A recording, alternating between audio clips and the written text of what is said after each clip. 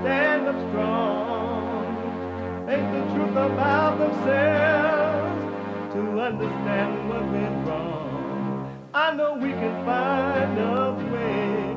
I know we can find a way. I know we can find a way to stand up, stand up, stand up. Uniting the races with truth instead of dividing them with lies. We're also rebuilding the family by rebuilding the man. I am Jesse Lee Peterson. Good morning. Welcome to the show. It is Wednesday, and in the third hour, Manhood Hour. Every Wednesday, third hour, Manhood Hour. You can get involved by calling 888-7753-773, 888-77-JESSE, Jesse. My biblical question for today. My biblical question for this week, not just today, but for this week. Why do you judge other people's strength against your weakness? Why do you judge other people's strength against your weakness? An amazing question. We have every way that you can watch and support the show listed on jesseleepeterson.com/show, jesseleepeterson.com/show. And if you're out and about, doing whatever you're doing and you can't sit and watch the show, some people wait and podcast it later. But you could be listening to the show wherever you are and whatever you're doing by calling the listen line at 641-793-1500, 641-793-1500. And don't forget to follow us, JLP Talk on Twitter, and Jesse Lee Peterson on Instagram. Like, follow, ring the bell, and blah, blah, blah. Subscribe, and y'all know what to do. It's amazing. And don't forget to donate and have your comments read out loud. Go to buymeacoffee.com/JLP Talk. buymeacoffee.com/JLB Talk, rebuildingtheman.com, and Bond JLP on Cash App. Bond JLP on Cash App. All right? Amazing. So, Grandpa, tell me about the good old times. The world gone crazy. It really, really is. And it's so clear now why it is that way. And because of that, the people are setting themselves up and others are setting them up in order to create a socialist, communist society in America. And they're working overtime to do it. I can't believe I see this. That's what's so weird about it, too, right? I grew up in Alabama on a cotton field, on a plantation, and I remember when I was in high school, I remember a couple of the teachers talking about communism and socialism, but I wasn't paying attention. But as I understand it better now, some of the teaching about it, I started to remember. And apparently, socialism, communism has been in the making. We already knew it was in other parts of the world, but it's been in the making in America for a long time. It didn't just start with the civil rights movement. It was already in the making. And one thing just led to another one. And if you can't see that in my country, that the people, whomever they may be, are working overtime to keep us divided in the physical by using words like racism, social justice, sexism, white supremacism, homophobism, anti-womenism, anti-Semitism. They got all these isms, right? Deadbeat dadism, which doesn't exist. I've said that over and over again. One thing for sure, none of those things exist. But every day, or maybe not every day, but every year for sure, they come up with new words to deceive you even more so. And they're constantly trying to divide. That's why they have taken away the laws to protect the innocent, and instead they're protecting the criminals, the people who commit the crimes, because they want division. They want us divided. But they're letting all the illegals in across the borders and doing things that you never imagined.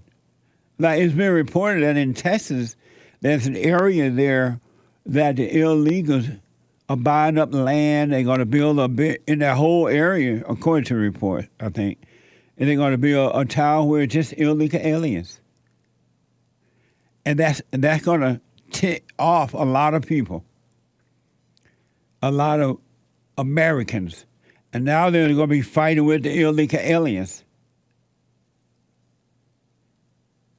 Colony Ridge. It's called Colony Ridge in Texas there, right? Why do you think they're doing that? They are doing it so they can keep you angry and keep you fighting one another so they should swoop in eventually.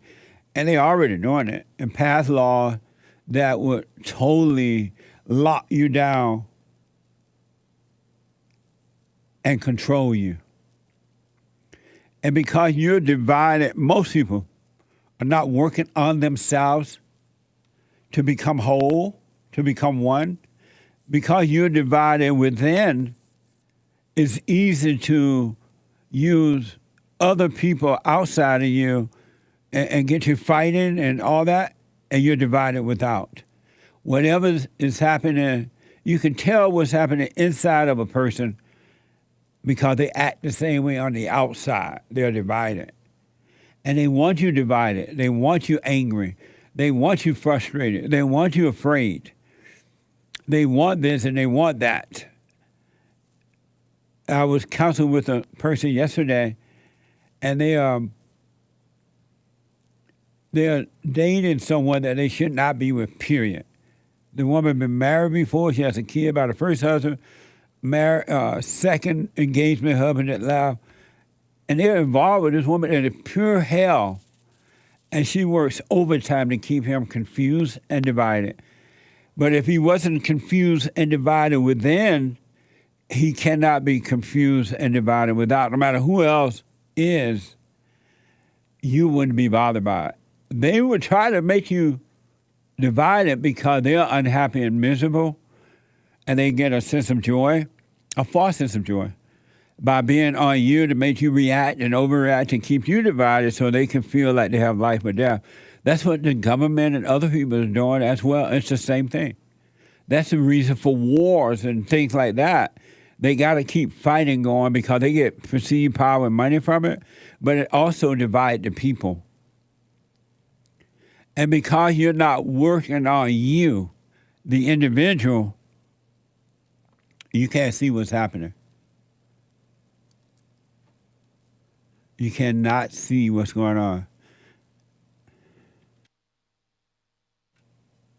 Sometimes I get questions and calls here on this show about Jim Crow and about slavery because a lot of people are starting to find out that I grew up in Alabama on a plantation when the Jim Crow law existed. And they cannot believe, they refuse to believe it, because if they really wanted to believe it, they could. But I understand it. They cannot believe that during the Jim Crow era, quote unquote, there were black people in Alabama, sweet home Alabama, who were not affected by it, period. And when I tell them that I wasn't affected by it, they can't believe it. They're going to make me be affected because they're divided within themselves and they have believed lies. And they weren't even there. And they have believed lies about it. And they can't accept anything else but that. I'm like, no, I was there. I remember the black and white water fountains and things, but I ain't care. What? As long as I got some water. And they can't accept that. And even seeing the black and white water fountain, it wasn't like an everyday occurrence. It was only if we went into town or something like that you would see them. They were not like everywhere. And then there was a caller that called yesterday, and he said that the water fountain was dirty. The black people water fountain was dirty. Well, I'm like, well, not the ones I drank from. How do you know that? He said he saw it in a movie or something. He believed the movie. And you can't tell him that it wasn't true. Maybe there was some, maybe it wasn't, but you can't tell him that. Because that he is divided. People like that are divided within themselves, and they have taken a side. If you really, really, really want to be free in life, I'm telling you, do what you want with it, right? Neither accept or reject what you hear. Don't accept it or reject it. Just keep your glass empty, and you shall know the truth, and the truth shall make you free. But if you fill your glass with accepting or rejecting, you never will know the truth, and you never will be free on the inside. You got to work on you. You're being played. You are your worst enemy. Your enemy is within. And these people who are trying to hurt you, they really are not your enemy. They're their own enemies. And they are trying to hurt others so they can feel good about being afraid, about being jealous and envious and strife and revengeful and worried and fearful. That's why they're doing it. They're not your enemy unless you are divided within yourself. And so these people in my country are destroying history, physical history, in order to divide and conquer. That's what this is all about. They have issues themselves. Inwardly, they're miserable, divided, afraid, unhappy, lonely, lost people. And you'll see them sitting on the city council, you'll see them running the government, you'll see them in Hollywood. In your mind, you think that they're free, but they're not. They could be living on the biggest, tallest hill on this side of hell and still be miserable. But in your mind, you're looking at them, you think, wow, they must be doing fine. They're not. They're taking antidepressant pills and they're worried about what they have, that they may lose it. They want to fit in with the crowd. They want to be in with the in crowd. All kind of stuff going on. But you're comparing yourself to them and it make you miserable. Now you got to work to try to be like them. And if you luck out and get the big house, you find out, wow, this wasn't it. And they are trying to destroy my country. Not trying to, they are doing it. All the wrong people in the right places to make sure that it happens. Remember when they were taking down, during the Black Lives Matter rioting, when they were burning down the city and destroying everything, statues and monuments? and all that. And they were taking out statues and putting up Afro pics. And George Floyd, an unemployed, reported a drug addict who had been in jail, according to the report. They put his statue up. Not the great man, white man, who founded and created the greatest country. They put up nothing. Daddy, who is that? Oh, that's George Floyd. Oh, what did he do? Did he create America? Did he help with the Constitution? No, son. He was a criminal. And according to a report, a drug addict. He had a criminal record, drug addict. Oh, I want to be that, Daddy. It's getting worse. It ain't over yet. The hell you see happening out there is what's happening inside the people. If you had heaven in you, you wouldn't be creating hell. But if you had hell in you, you'll create hell. Why do you think mothers give children hell? Because they have the hell in them. Why do you think the fathers are too weak to protect the children from the mothers? Because they have hell inside of them. You have a choice. You can be a part of heaven within or stay in your hell. I want to show you what hell looked like. An example of it. And all the wrong people in the right place to make sure my country never returns. Fox is reporting that New York City Council is planning to consider a series of measures that will remove statues of historical figures like George Washington and create a reparation task force. Watch this from Fox. City Council is advancing a bid to remove statues of controversial historical figures. Yeah, this would include figures such as George Washington, who knew he was controversial, Thomas Jefferson, Peter Stuyvesant, and Christopher Columbus. We've heard these conversations before. This seems like it's going just a little bit further. A conversation that's been occurring for years, and some historical statues like Columbus himself here at Columbus Circle on the chopping block once again. Not only that, the City Council is looking to create a reparations task force.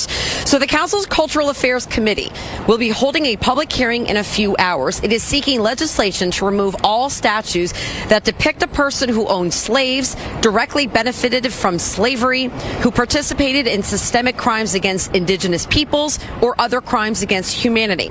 This would include figures such as George Washington, Thomas Jefferson, Peter Stuyvesant, who's the Dutch governor and New York settler, and Christopher Columbus, all who have statues throughout the city.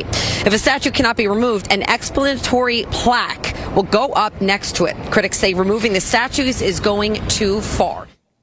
Amazing, huh? And replace it with what? Reparations. Reparation now and reparation forever. And how would that solve the problem of the blacks? You take down the great men who made it possible for the blacks to be in a great country.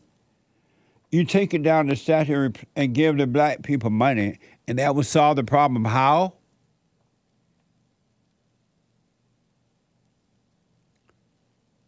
That's evil.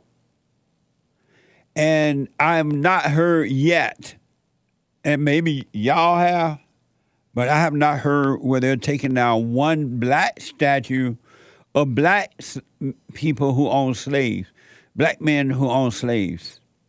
It wasn't just white people. And if they did, no big deal anyway. These people are using this because they're evil, they're insecure, they're trying to make themselves feel better by inflicting pain upon others.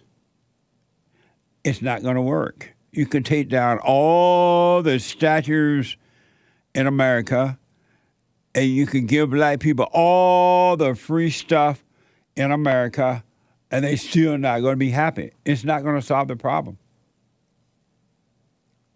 It will not solve one iota of the problem.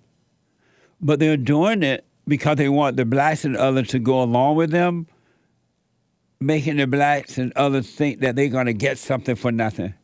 And somehow or another, it's going to make their life better, and it won't. It won't. If you doubt me, visit Mommy South Africa. Mommy Africa. The white people did the exact same thing over there. They finally gave up their country to the blacks. They said, all right, blacks, y'all can turn out our statues. Y'all can have everything. We're going to go out to the farmland, just kind of relax. And we won't bother y'all. Don't bother us. And you can have reparations. You can have everything. And they celebrated. And they rewarded one another, the blacks. And what happened? They're going out to the farmland now, chasing the white people out there after destroying everything that was good. It didn't work. And what do? They hold rallies, the blacks, and saying, kill the Boer. Kill the white man on the farmland. And they go out there, according to reports, they break in their homes. They kill them. They rob them. They rape them. It's a spiritual battle, folks. And the battle of each individual inside of that individual only. Each person. And every human being has it because everyone who's born of the woman is born into an evil battle. That's why you must be born of the Spirit. It's spiritual. And you blame your parents because they failed you in the beginning. But as an adult, it's on you. So the city councils in New York want to tear down the statues or put a little plaque that says, if they can't take the statue down, these are racist people. And they're going to feel so good about themselves. They're going to have parties after that. And they're going to get reparations. And they're going to give a handful of the blacks a little of that, and they'll keep the rest for themselves. But the blacks will be happy for a minute. Then they realize, I'm still conflicted on the inside. I'm still afraid. I have no peace. What the? And in the meantime, they will be under control. That's what happened with the so-called civil rights movement. They gave blacks stuff. They sold them to the Democratic Party. They became the head of the blacks. The blacks thought they were getting something. And they are under control. They're being controlled. Until this day, they have not gotten better. A few have broken away from it, from the lie, and they looked at themselves and they realized something else is wrong here. It has nothing to do with the white man. And they're breaking away from it, men and women. But most are not because they think they're getting something free. And they're constantly reminded of racism, which doesn't exist, by the way. When will you wake up before they completely have control of you? Because it's going to happen. It is happening. It is in the making in a way that is mind-blowing to me. I just gave you one example of that. And there are people who are living in fear. The good people. Well, good in that they're not out there committing a crime, but not good at heart. Because anyone that's good at heart has no fear. Fear is only for those who have anger. Fear is the daughter of anger, the child of anger.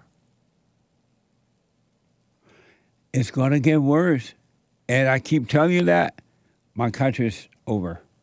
But you could be at peace in the country that's over. Everybody else around you living out the end time, what they call it, the Christians call it end time. They're killing one another, they're hating one another, they're hurting one another, they're murdering, robbing, and raping one another. They're in hell. But you don't have to be in that hell. You got to become one within yourself. You got to become whole. As long as you're divided within yourself, past and future, you will be in fear. And these people ain't playing. They're insecure too. And you're giving them power over you by voting for them and keep voting for them and all that. They ain't playing. They're not going to give it up. Their so-called power. And whatever it takes. I saw a report on Jesse Waters' show yesterday, and they were talking about this war in Ukraine and how, according to the report, Hillary Clinton, Bill Clinton, and all the people, all the money they act like they're donating to helping Ukraine come back together, and all this money that our government is sending over there ended up in their hands. The same thing they did in Haiti, according to the report. And Haiti never got better. It only got worse. It's about money and power. It's not perceived power because it's not real power. It's never about you. I was talking the other day about mothers who don't love their children. It's always about the mother. It's never about the children. Believe me, I don't care how they scream and yell and cry and carry on and talk about how bad the schools are, and they are, but it's about the mother. They don't care about the children. But they love to say a mother's love is so special. No, it's not. A mother's love is evil. A mother's love is about mama. That's why the kids end up destroyed. A divided person cannot love.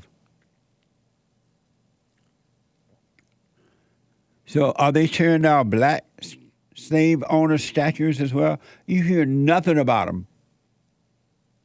Black people own slaves in America and in Africa. It was the blacks who sold the blacks to the Arabs, and the Arabs took them around the world and made buku money. But who do they blame? The white man. They don't even blame the Arabs. The white man is the most hated human being for no reason. But they're the most hated human beings on this side of heaven. And they have the blacks and they have the whites on the run, just as they've done in Africa.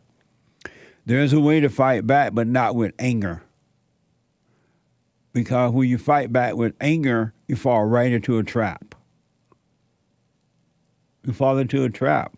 You want to fight back with consciousness. You want to be aware. And then you'll fight back in the right way. And then they can't bother you. They can't touch you.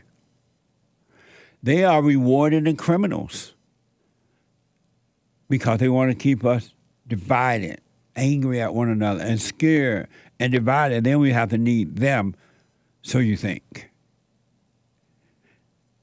They are rewarding the criminals. Post-millennial is reported that major cities across the country saw over $2 billion in damages in the 2020 riots. You remember those? Properties were damaged, officers attacked, and at least 30 people lost their lives. In the years since, cities have paid out millions of dollars to the same people that participated in the unrest. American cities have been ordered to give over $68 million to Antifa and Black Lives Matter agitators. So they burn down the cities, they kill people, according to this report, they attack police officers, and then they say, oh, the police officers are too rough on us, they sprayed water on us, they sprayed gas on us, whatever. Okay, we're going to give y'all money for that, Antifa and Black Lives Matter. They're doing that to make you angry, folks. 888-7753-773. 888-77-JESSE. When will you wake up? And if not now, when? Your super chats and phone calls when I come back. There is a line open, 888-77-JESSE. Back in a moment. But still a thing I'm looking for refuses to be found. Except this clanging deep grip. Oh, I am such a fool. Steve, thank you for calling and thanks for holding. How have you been helped by the show? I'm going to tell you this. I believe you might go down in history as one of the greatest, if not the greatest, black man that ever lived on planet Earth, as far as I'm concerned. I don't know anybody before you that's been that great. You know, freeing the slaves is one thing, but you've been freeing people of their mind, which matters.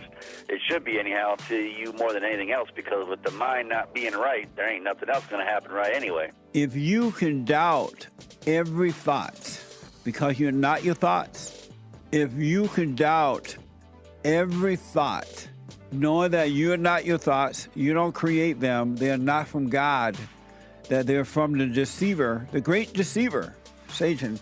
If you can doubt every thought, you can be free, just like that. At an instant.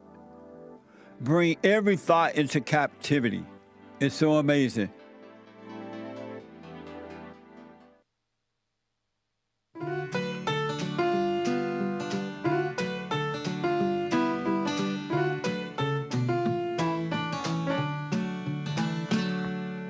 I live down the road from Buddy's barroom. I got a running tab that's done run away. Sometimes I think I'm whistling past the graveyard. Last night I got so drunk I didn't even know my name. But the beer is cold and the music's all. Okay, welcome back. 888-7753-773. Quick announcements. 9 a.m. this morning, the Hake report is coming up at 9 a.m. Pacific time from 9 to 11. The Hake, H-A-K-E, report. You don't want to miss it. Hake is on fire. And at 11 a.m. Pacific time, every Wednesday now, a brand new show. Wow. It's called Wow, W-O-W. Wow Hussein. Or Wow Hassan. Is it Wow Hassan or just Wow? Yeah, Wow Hassan. Wow Hassan. Walking on water. Walking on water. He and his dog. At 11 a.m. Pacific time. Every Wednesday. And you don't want to miss that either. It's amazing. Did you hear that because of the economy, that a lot of people, some people, I don't know a lot, but some people are starting to spend less on their dogs now? What a mess. I'm saying they had no business spending anything on the dog. That's true. I mean, yeah. That's what people, some people are like, oh, yeah, your dog looks a little skinny. Like, you know, I'm like, hey, we're on a budget. Who let the dogs out? Although I do got to take him to the vet coming up here in a second. That's going to, I'm scared what that's going to be. Why? Why you got to take him to the vet? Well, I don't know. I don't know. You don't know? It just seems What like, that mean? It just seems like you got, you know, you got to get him checked out. Why? I don't know. Anyway. What? Anyway, I don't know. I don't know. Well, I mean, if we want to get specific, he's got this, because he has a squished face, he's got like this stuff in between his face sometimes, and if you don't really get in there and clean it, and like it can get infected, and like so he may need like an antibiotic or something. He need a face washing? Yeah. Why don't you put him outside, let him eat grass and roll around in the grass and eat the minerals that God already put out there for them, and his face will relax and wash itself. Relax. His face will relax. Yeah. Okay, it's probably cheaper. It's amazing, man.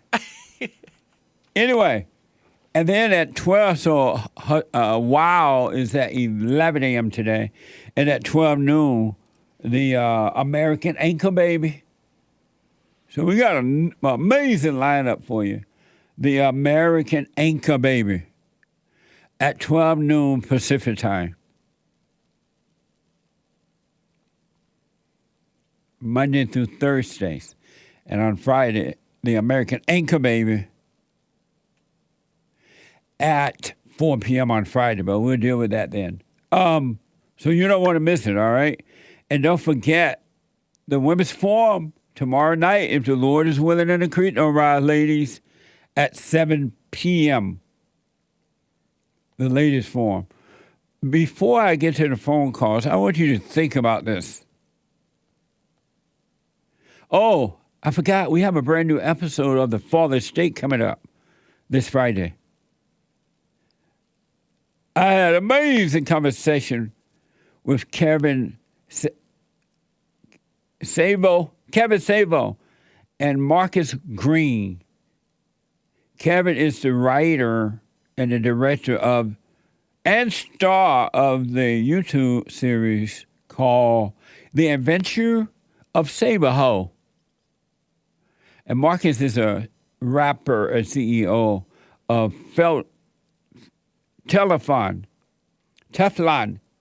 Entertainment. Watch this. Next time on The Fallen State. Is Italian and white the same thing? Italians are pretty much just the coolest white people. I seen my family get murdered in front of me, so Oh, nice. music was the way to escape that childhood rage and things like that. Do you have children? I got 7. They all got different mothers. What a slut maker. What the? Do you believe there's such a thing as a good woman? Have you ever met one? The Great White Hope. Did you vote for him? Oh, you know who I voted for? Who? These nuts. What's wrong with the blacks? A lot of my black friends aren't great about being on time. A very interesting discussion, and check it out this Friday at 12 noon Pacific time. And also you can support thefatherstate.tv by going to thefatherstate.tv donate and locals.com. All right? So can you imagine that, number one, they're tearing down the statues of the great men who founded and created the greatest country in the world, and they allow these people to come in, and what do? They destroy it. They get rid of the men statue. They don't want any reminder of the decent men, with the help of God, made it possible for them to be in the greatest country. And then they're rewarding the criminals. Black Lives Matter, according to the post-millennial, and Antifa, these people are ordered to give over $68 million to Antifa and Black Lives Matter agitators for burning down and destroying the greatest country in the world. Well, it used to be. It was at one time. And the people of this country, they are not voting these people out. They are not getting involved and making sure that these things doesn't happen. They keep voting for the same people. And they are voting for all these women. Oh, my God. These women are in the media now. They're in our government. They're everywhere. And you don't see anything but hell all around them. And they vote them in. It's no wonder the people get the kind of government that they deserve. You get what you put out.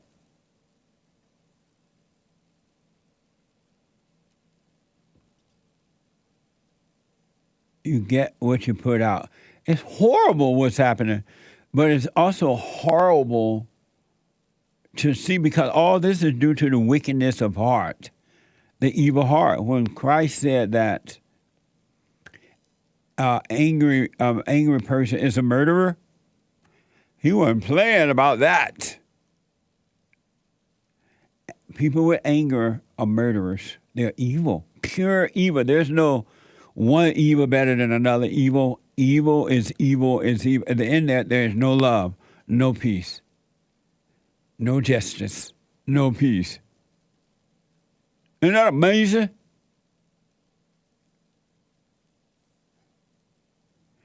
And it's going to get worse. I wanted to give you one quick example, then I get to your calls and super chat.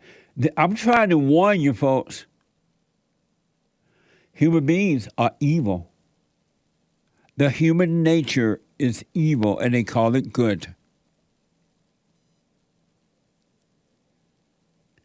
And they call it good.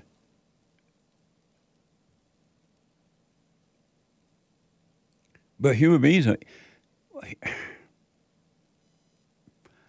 The stories I've heard, the things I've seen,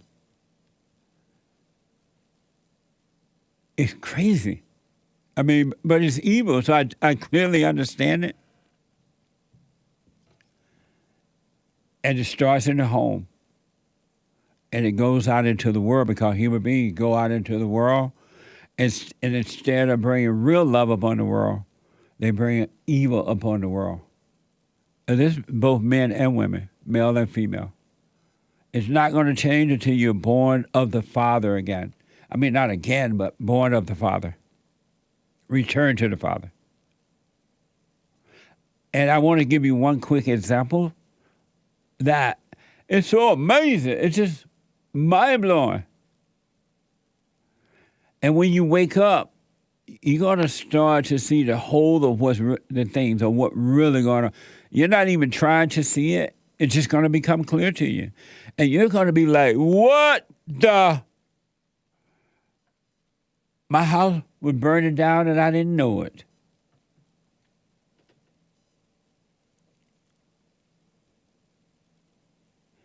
Smiling in your face, and all the time they want to take your place. They want to take you out.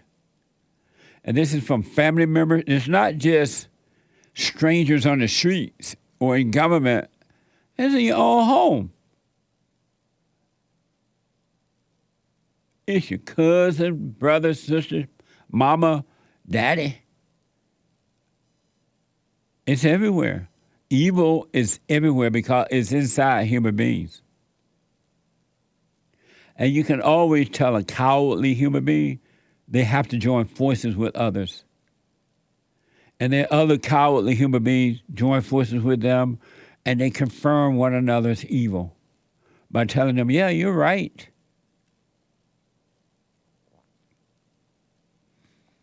Here's another example of evil creating what they call socialism in order to control the people in my country.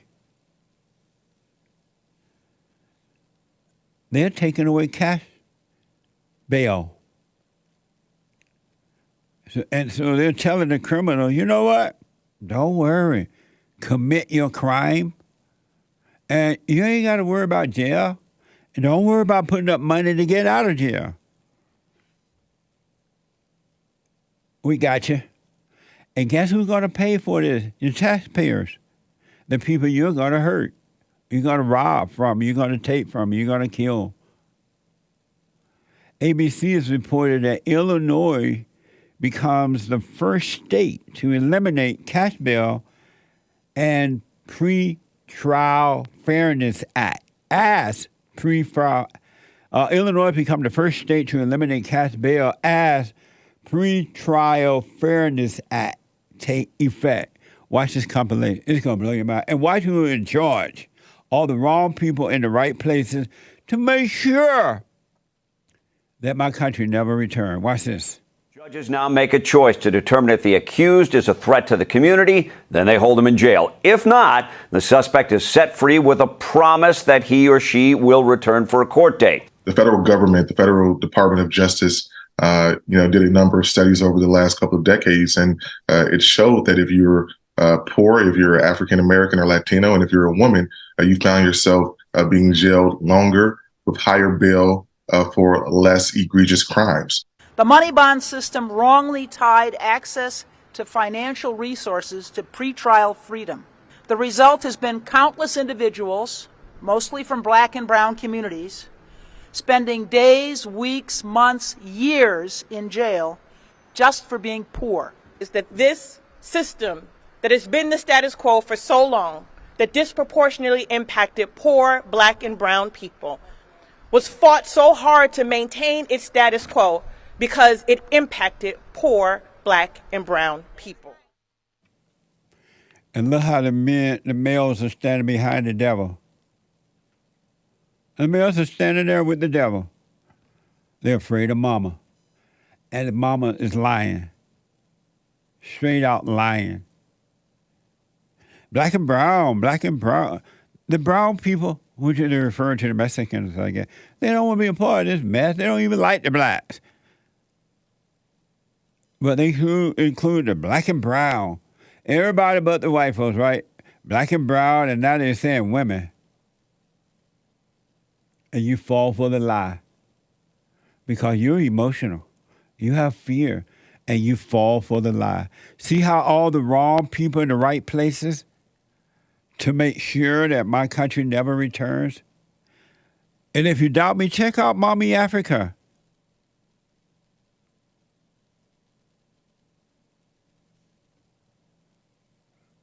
Check out Mommy Africa. They did exact the same thing. It's like somebody else know the rule book. And I heard that there was like a communist manifesto where they know the rule. Everybody reading the same book. And they carried out the same stuff. And the people are afraid.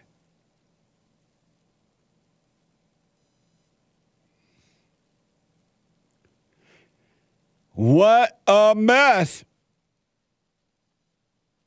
What you gonna do? What you gonna do? What you gonna do when they come for you, bad boy? You can't go to the farmlands. Check with the whites in Africa, they'll tell you.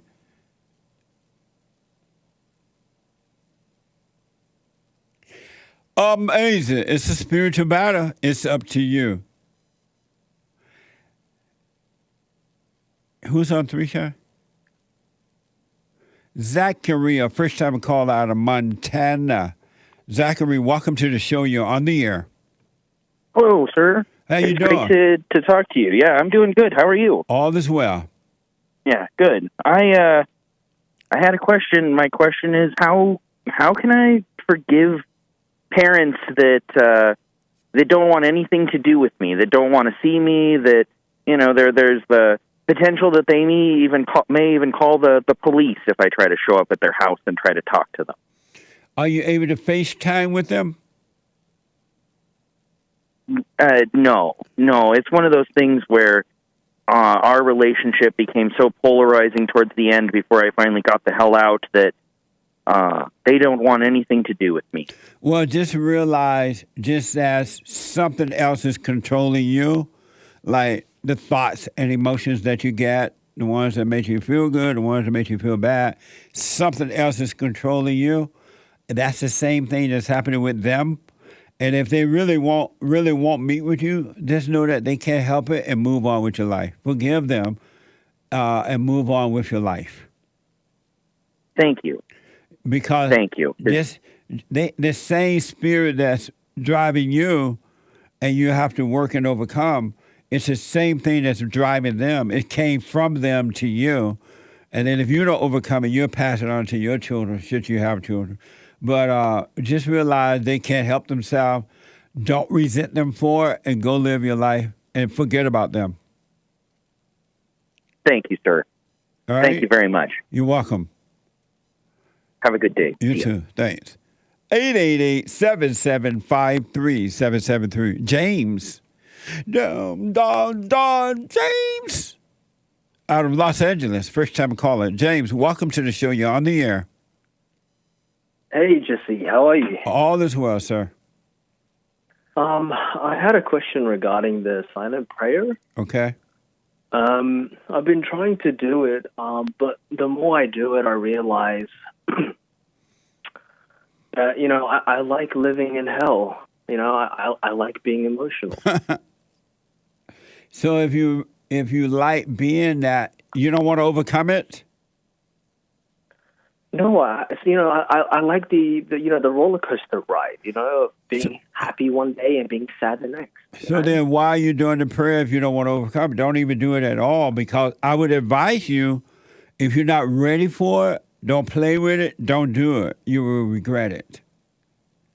So it's okay for me to just live life, just crazy, like the way I do now? Is that? If that's what you want, absolutely. You could stay in your hell, and God is not going to force you out of it. He's not going to judge you for staying there, and neither will I. So live in your hell. And yeah, but I tried to confront my mother, but I'm just too scared. I can't do it. I just can't. And why not? I tremble at her sight. I just get really scared. I can't even look at her face. How old are you? I'm too old. What's too old? Me? Oh, me? I'm 38. Are you serious? Yes. Why are you so afraid of her? I just don't know. I just can't. I can't do it. I just tremble. The last time I did it, I just drove away. I just couldn't do it. It's just too scary. You still live with her? No, I don't live with her. I'm too old to live with my mother. Okay. But and so if you're not ready to overcome your hell that you're living in, why are you even thinking about forgiving her? Why don't you just enjoy your hell until you're ready for a change? If you're ready for a change, why are you even contemplating forgiving her? Because the days where things are not going well, you realize, like, why aren't things going well? And then the next day things are really well. And so you sort of like, should I even bother with this? But the next day things are not well. When you have conflict like that, when you're divided, when you're angry, it's just things that seem to be well is a setup. And then the next day things are not well again because they can't be well with anyone who has anger. No such thing as life being well with an angry person. You may feel like things are better, but it's not. That's why it doesn't last. Yeah, but it's really hard to live that way of forgiveness. It's really hard. Hard to live what way? It's hard to forgive. It's hard to be righteous. Like it's really difficult. But how do you know when you haven't even tried? I tried, but it's just I just realized that it's fun being on the emotional roller coaster. And you say it's fun being on there? Yeah, it's more exciting. You feel something, Well, but you don't know what the real way feel like at all. You have no idea what that is. But Jay, just stay in your hell until you're ready. Okay. And all right. until or if you ever get ready. But when you do, if you get ready and want a real life instead of this fake life, you have to shake in your boots and go and forgive your mother. Sit quietly and watch those thoughts, and life will become amazing for you. Okay, thank you so much. All right, buddy. I got to take a break. Hake coming in with the Hake News, not the fake news. And I'll be back in a moment. 2 more hours to go. 888-7753-773. Back in a moment.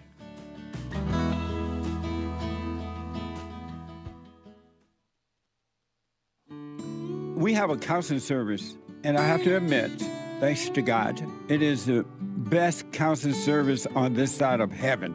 I counsel with men and women, families, individuals around the world. Most people are unhappy, they're miserable, they have rough lives, they're depressed, suicidal, young and old, of all races. I understand, I know why, and I do understand it. Because exactly what's happening in me is happening with everybody outside of me, inside of them. And I've noticed that with those who really, really, really want to understand, they overcome it just like that, out of one counseling session. If you need counseling, you can go to rebuildingtheman.com or call 800-411-2663. 800-411-BOND. Best counseling service on this side of heaven.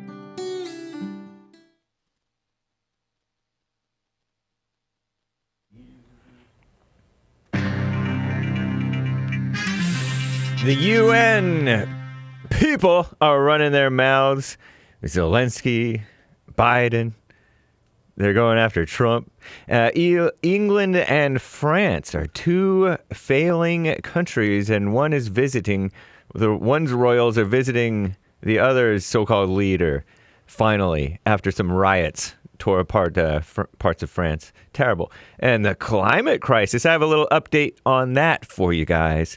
This is the end of hour one of the Jesse Lee Peterson Show. It is Wednesday, September 20th, 2023 AD, or AD 2023. Stay tuned for hour two. Jesse Lee will be right back to your calls. But first, Hake news, not fake news. There is one line open, guys, so you can call in right now. Denmark artists got to return $76,000 roughly for being cute. Danish artists, according to CNN, received $76,000 from a museum to create two works of art. But instead, he submitted blank canvases entitled, "Take the Money and Run." The bold move, or some might say foolhardy, has reignited debate about the value of conceptual art. And a court ruled this week that that artist must return nearly all the cash. Nice. And Ukraine's unchristian president and the evil UN, two peas in a pod, Commie Nonsense Network, and the far-left females at the Skim report, Ukrainian unchristian President Volodymyr Zelensky delivered a dramatic speech at the UN General Assembly yesterday, Tuesday, urging a united global front, globo-homo front, against Russian aggression. It was his first in-person address to the assembly since Russia's 2022 invasion. Greeted with vigorous applause when he took the stage, Volodymyr Zelensky used his 15 minutes to accuse Russian leaders of terrorism and genocide, citing in particular the removal of Ukrainian children from the country. Then Zelensky went to CNN and urged Trump to share his supposed peace plans. Trump said he'd end the war in 24 hours. Lame-o Biden told the UN, "We must stand up to this naked aggression today to deter other would-be aggressors tomorrow." Countries in South America, meanwhile, Asia and Africa, reportedly criticizing the West for putting all attention on Ukraine, a European country, and ignoring their massive crises. Terrible. They want war welfare, too. England and France, two failing countries. Britain's King Charles III and Queen Camilla will arrive in France today, if they have not already, for a state visit 6 months later than initially planned. Nationwide violent insurrection, supposedly over his pension reforms, awkwardly forced French President Emmanuel Macron to postpone the original trip that the royals were going to visit him.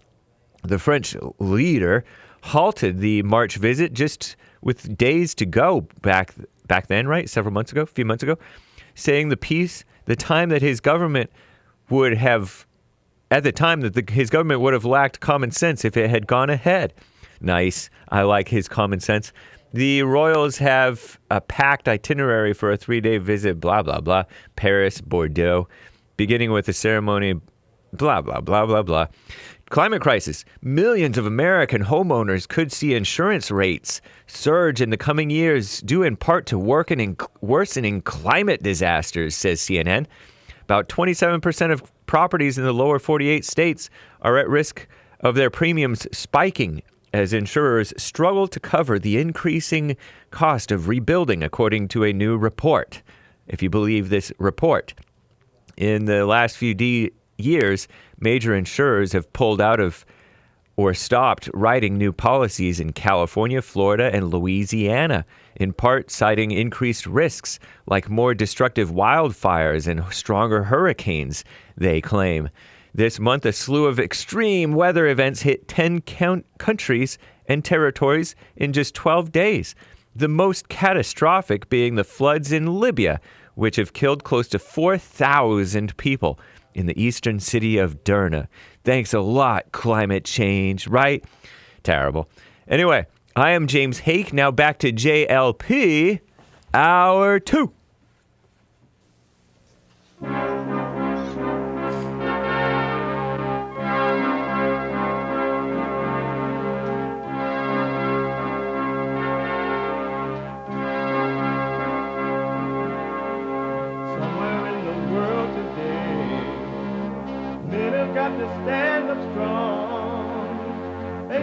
truth about themselves, to understand what went wrong. I know we can find a way. I know we can find a way. I know we can find a way to stand up, stand up, stand up.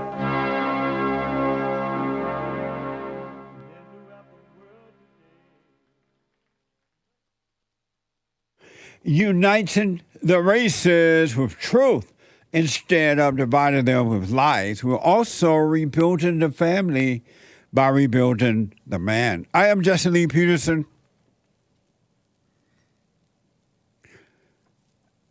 Welcome to the second hour of the show today. You can get involved. There is a line over there, 2 lines right now. 888-7753-773. 888-77-JESSE. Jesse. Jesse. My biblical question for this week. Why do you judge other people's strength against your weakness? Why do you judge other people's strength against your weakness? Why? We have every way that you can watch and support the show listed on JesseLeePeterson.com/show. JesseLeePeterson.com/show. And anywhere around the world, anywhere, you can listen to the show if you're don't have the time to sit and watch it right now. You can podcast, but you could be listening on your iPhone, iPad, while doing whatever it is that you're doing. Amazing. By calling 641-793-1500. 641-793-1500. If you're driving your kids to the daycare center where they got a bunch of fentanyl and one of your kids may take and die, you can be listening to the show. What the? Oh, if you're like swimming across the illegal aliens swimming across the water trying to get in here, you could be listening to the show on an Obama phone anywhere in the world. And don't forget to follow us on rumble.com/Jesse Lee Peterson and cozy.tv/JLP. Cozy.tv/JLP, where Christ is King. There's a story coming up at some point where it's being reported that these people took their child to the daycare center, and at this daycare center, they apparently had some fentanyl there, and they killed one of the kids at the daycare center. According to the report, a baby. And killed a baby. Now, think about this. Had that woman stayed home, I don't know if she's married or not. I don't know who it is. I don't even know if the story is true or not. But let's say it is true. And this woman stayed home and raised the baby. Would the baby be alive today if the story is true?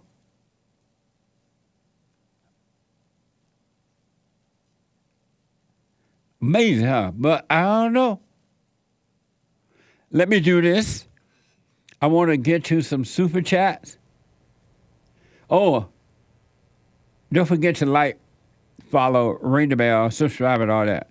And then to get to donate and have your comments read out loud, go to buymeacoffee.com/JLP Talk, buymeacoffee.com/JLP Talk, and rebuildingtheman.com. You can donate there. And Bond JLP Cash App. All right. Super chat. Super. I haven't gotten to the super chat. Good morning, super chatters.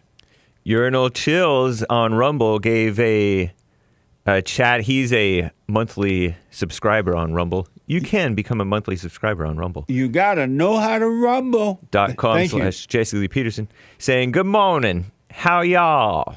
All is well. Thank you. And thank you. I am remiss in not reading Coffee Talk with Sandra's Diamond, I don't think. Yesterday, you know how she was asking, how do you deal with jealousy? And you're like, what do you mean, your own or somebody else's? Well, she said her mother-in-law acts crazy with her. Oh, so her son... MIL stands for mother-in-law. That sounds like her husband's mother. Is jealous of her. According to her. Oh, see, that's what I get. Clear. Yeah. Did you know MIL meant mother-in-law? I sort of knew, yes. Oh, I didn't. It took me a second. I'm black maybe and even slow. Several seconds. I'm so black and slow, it took me until now. Yeah. After you told me. Right. I don't even remember hearing MIL. I've seen it abbreviated that way before, so that's how I knew. So the way you deal with a jealous person? By not dealing with them. I want to encourage you all to get over this false need of having to reply to the devil. Inside of you and outside of you, inside of others. Don't deal with it. That's on her. It's not your problem. That's inside of her. She's jealous. She's envious. And she wants you to react to it. Because when you react in one form or another, it's going to give her a false sense of life, which is death, but she'll call it life. So I would recommend you not. Do what you want, but do not respond to it. Leave it on her. It's in her world, not yours. So don't make her world a part of yours. That's what the devil wants. Amazing. Thank you. All right. Super chat from Matthew out of Georgia. Bought you 3 coffees. Georgia on my mind. Matthew with 1 T, actually. Last night I laughed so hard I almost cried. You said what was on everyone's mind. They let this man go to work in F-wording workout clothes. Laughing face emoji with tears coming out, ×2. Wonder what this is a ruse to JK. Just kidding, I guess, JK. To joke or something like that. We all know what's next. They're going to have them rainbow sissies dressing crazy in Congress and Senate. Don't you think it's funny how their rainbow is a color short, just like their brains are a chromosome short? Amazing. He's talking about that so-called city councilman. I mean, not city councilman. Senator. Senator. Yeah, senator out of Pennsylvania. Senator of Pennsylvania. He wears gym short and a hoodie to work on the Senate floor there. And now they'll pass a rule that say, okay, y'all can't even tell them they got to dress right. What the? He looks like more of a slob than me. Right. He's not even wearing nice gym clothes. John Fetterman. Gym shoes look all old and worn out. And he talks pretty vulgarly, too, apparently. Or his replacement, his stand-in does. I don't even know. He has a mustache now. It's weird. But all the wrong people in the right places to make sure my country does not return. Thank you. But you said funky, not F-word. Right. He thought that you said the F-wording clothes. I said funky. Funky Broadway. You ever heard that song? No. You heard that song? I disavow it. I don't think so, but how about Funky Worm? Funky Worms. Funky Broadway. I don't know if I heard, is that part of Funky Broadway? No, I don't know. I think it's the Ohio Players. Funky Broadway? No, Funky Worm. I think Ohio Players singing Funky Broadway too. I could be wrong, but I think so. Funky kind of groove. I disavow all this talk. All this funk talk. It's a song. It doesn't matter. There's many songs that I have to disavow. Oh, you're the homegrown Christian. Correct. If Mama didn't let him listen to Funky Broadway. Whoa, stop it. Come on, man. Anyway, thank you. Back to the coffees. Mike is right. Bought you 3 coffees. I follow a white South African farmer, boer, well, you call him Boer, but it's Boer. Boer. On X, that has amazing stories that would make every American shake in their boots. What's happening there and across Europe will eventually become reality here if we don't finish the wall, vet every illegal immigrant, and stop those giving these people free stuff, healthcare, education, and so on. I wish everyone well that is going through these trying times. May God have mercy upon America. I want my country back. But it's gone. Amazing. Thank you. Fat Black Radical donated diamond. America will never be a communist country. What? It already is. What the? Look around. It's already happening. It's just growing in it now, but it's happening already. I wonder why they say it would never be that. I don't know if he's kidding or what. Okay. Maybe he's trolling us. Nice. Truck driver bought a coffee. Senor Jesse, U.S. Border Patrol should change its name to Welcoming Center. No, they're like, you're free to go now. And the illegal alien, we played the story yesterday. Can I go over to Chicago? Yeah, you're free. The Border Patrol. Y'all gone now. Y'all free. Stan 60, Thank you. Stan 69 with the diamond. Mexican is a nationality, not a race. Stop confusing. How am I supposed to know that? Kevin Webb, thank you, Stan 69. I don't even know what that means, a nationality, not a race. Because Mexico is a country, also known as a nation, I guess. And Mexicans can be from, Hispanics or whatever. The Latinos can be from various countries. And they're not even a race. They're an ethnicity. What the? And so, are white people a race or ethnicity? Both. But how can they be both, but a Mexican can't? Because sometimes you can be one or the other, or both. How? How now, brown cow? Because there are white Mexicans and there are black Mexicans. Build the wall. And then there are red Mexicans, which are the Indian. But how can white people be two, but the Mexican can't be but one? No, Mexicans can be, I don't know, leave me alone. The wall going up. Can blacks be more than one? Yeah, they can be black Hispanic. Well, that's not at multiple races. They can be black and white, biracial. This is too much. Yeah, indeed. Drive me crazy. Me too. Not really. Too late for me. Kevin Webb donated a diamond. Kevin Webb says, amazing job, JLP and crew. I love y'all. Thank you. Thanks for your support, too. Woozy donated a Rumble rant. You gotta know how to rumble. Sandman needs a vet because dogs like him would not exist in the natural world. He is a product of human intervention and thereby the ego. Unfortunately, his existence is of itself an affront to God. No offense, Sandy. It's true. He said no offense, Sandy. No offense, Sandy. None taken. I mean, it's true. They inbreed them so much to try to get even more smashed of a face or even bigger head, small body. They're inbreeding them so much that, yeah, it is that they do cause the problems. The human heart is wicked. It's amazing. Thank you. Tabor J. Eaton, I was calling him Tabor, bought a coffee. My wife's mother hates me. I must be doing something right. That's right. That's right. Good. Thank you. Probably right or wrong, she would hate you. But anyway, thank you guys. That's all for now. Thank you all. Appreciate it. Thank you. Amazing. Let me go. There's a line open at 888-7753-773. Let me go to Jack out of Washington. Jack, welcome to the show. You're on the air. Hey, Jesse. What's up, man? All is well, Jack. Nice. Hey, I just want to, first of all, thank you for, you changed my life, man. Over the past couple of years, I forgave my parents.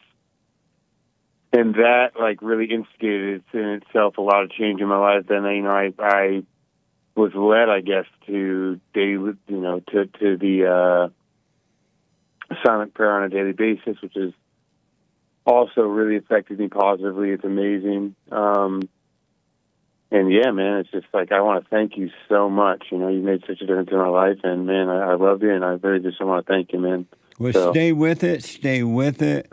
You haven't, eyes have not seen, ears have not heard what is in store, what God has in store for you, man. You haven't seen anything. I love it. I love it. Yeah. I love it. I do want to comment. You said you were talking about first of all, I want to comment on you brought up that water fountain thing earlier, the dirty water fountain. Oh, yeah, out of Why was the water fountain dirty, and what kept him from cleaning it? I just really wanted to say that. Yeah. Or, why was it, But I don't even know what it's. Well, when people make movies, they make up anything in a movie. And that I'm guy just saying, like, you can complain the water is dirty. Why the fuck don't you clean the water fountain? Sorry. I see. Yeah, no cursing. But you're right. If the water fountain was dirty, clean it. What the? Yeah. Amazing. Also, I forgive my parents. I do the silent prayer, but the woman is still my God. It's really my motive for like most things I do, and I'm moving away from it over the past couple of weeks. Right. But like admiration and what am I looking for? What's the word I'm looking for? Like intimacy with women is really like what still drives me, and I don't know how to be motivated by anything else. Like everything I do is to most things I do are to make myself more appealing to women and to be a slut maker, and being a slut maker has really been my only motivation these past few years. And how do I move away from that and be comfortable with myself, because I maybe don't have the self-love that I need to move away from being like that. Number one is you see it, that you are like that, because you're going to eventually discover that it's not the real you. It's that ego nation. It's not you at all. But just see it for what it is and try to avoid it at times. But let's say you find yourself doing it, have no opinion about it at all. Just see it, and seeing what it. What does that look like? Because like for instance, I'll be at the gym and I'll see a hot girl, and as of recent, I'm not like trying to pick them up anymore. But how do I see it and then not have an opinion about it? What does that look like practically? So let's say you see a beautiful woman walking by at the gym, you look over and you see her, and if you're not aware of the thought, you start feeling something for it right away. Yeah, which over the past couple weeks I'm beginning to realize how, for lack of better words, how obsessed I am with beautiful women. And just notice that when you feel that, when you see her, because you're not catching the thoughts. You will if you stay with it. You're not catching the thoughts. I'm starting to catch those thoughts. But then what's the next step? That's it. And then what? What's going to happen? Because I'm still. The ego nature that is driving you in that way will start is disappearing, because you're now catching and seeing what's going on. But don't try to do anything about it, because if you do, you're playing God with it, and you're only making it worse. It's enough to see it, and if you're caught up because you didn't catch the thought right away, just notice you're feeling this urge for the woman or whatever it is, and just notice it, and it'll pass. And so you've overcome it a little bit right there, and the thoughts and feelings are getting weaker and weaker, and eventually the light, which is showing you what is going on inside of you that is not you, will take that away from you. And then you'll find yourself dealing with women and all people in the right way, without the thoughts and emotion. It'll happen naturally. So it's just a matter of time, is what you would expect. Yes, absolutely. Okay. And then one more quick question: as far as anger goes, I still experience anger from time to time. I'm not incensed like I was before, right. But I still experience anger. Like if somebody is in the left lane driving slow and I'm trying to get to work quick, and that'll piss me off. Or what else? Just Likewise, what I told you about when you see the beautiful women, right? Likewise, when you catch yourself, this anger coming up while driving, calm down. Just notice, because what you got to do in order to overcome all this, you got to stay present. You got to keep your mind on you. You got to keep eyes on you, right? And so when you find yourself driving and the anger come up because of a slow driver in front of you, just notice it, take a breath, calm down. And that's all you need to do. And again, the light that is allowing you to see the darkness is taking it away a little bit more. And eventually, the same thing will happen again, and you will forget that you didn't even feel anything about it. You didn't even think about it. You just got in the other lane, or you just took your time and let it happen. Eventually, that will change as well. Okay. And what I want to encourage you not to do, let's say you're driving on the road, so a slow driver or whatever they're doing, and you get angry. That anger come up. Don't call it you. Don't say, oh, I'm getting angry. Just notice that spirit of anger inside of your body and your mind, and it's not you. So That's that the you spirit can of the stop. devil, right? I mean, Yeah, so you can stop identifying with it. Okay. And just watch it. Stay with the silent prayer and watch. And in due season, all that garbage will be gone. There's nothing you can do about it of yourself but watch it. Any estimate on the length of time with which I'll have to wait for the? Don't even think about that one iota. You'll be willing. You'll be willing to endure because all your life you've been doing wrong, thinking that was you, right? Yeah, and so don't think about the time. You take the whooping until the whooping is over. Okay. You're the best, man. Appreciate it. Yeah. So stay with it, and again, stop identifying with it as you. You're not your vices. You're none of those things. Those are just false identities that was given to all of us when we were born into the earth. They started giving you these false identities, making you think that it was you.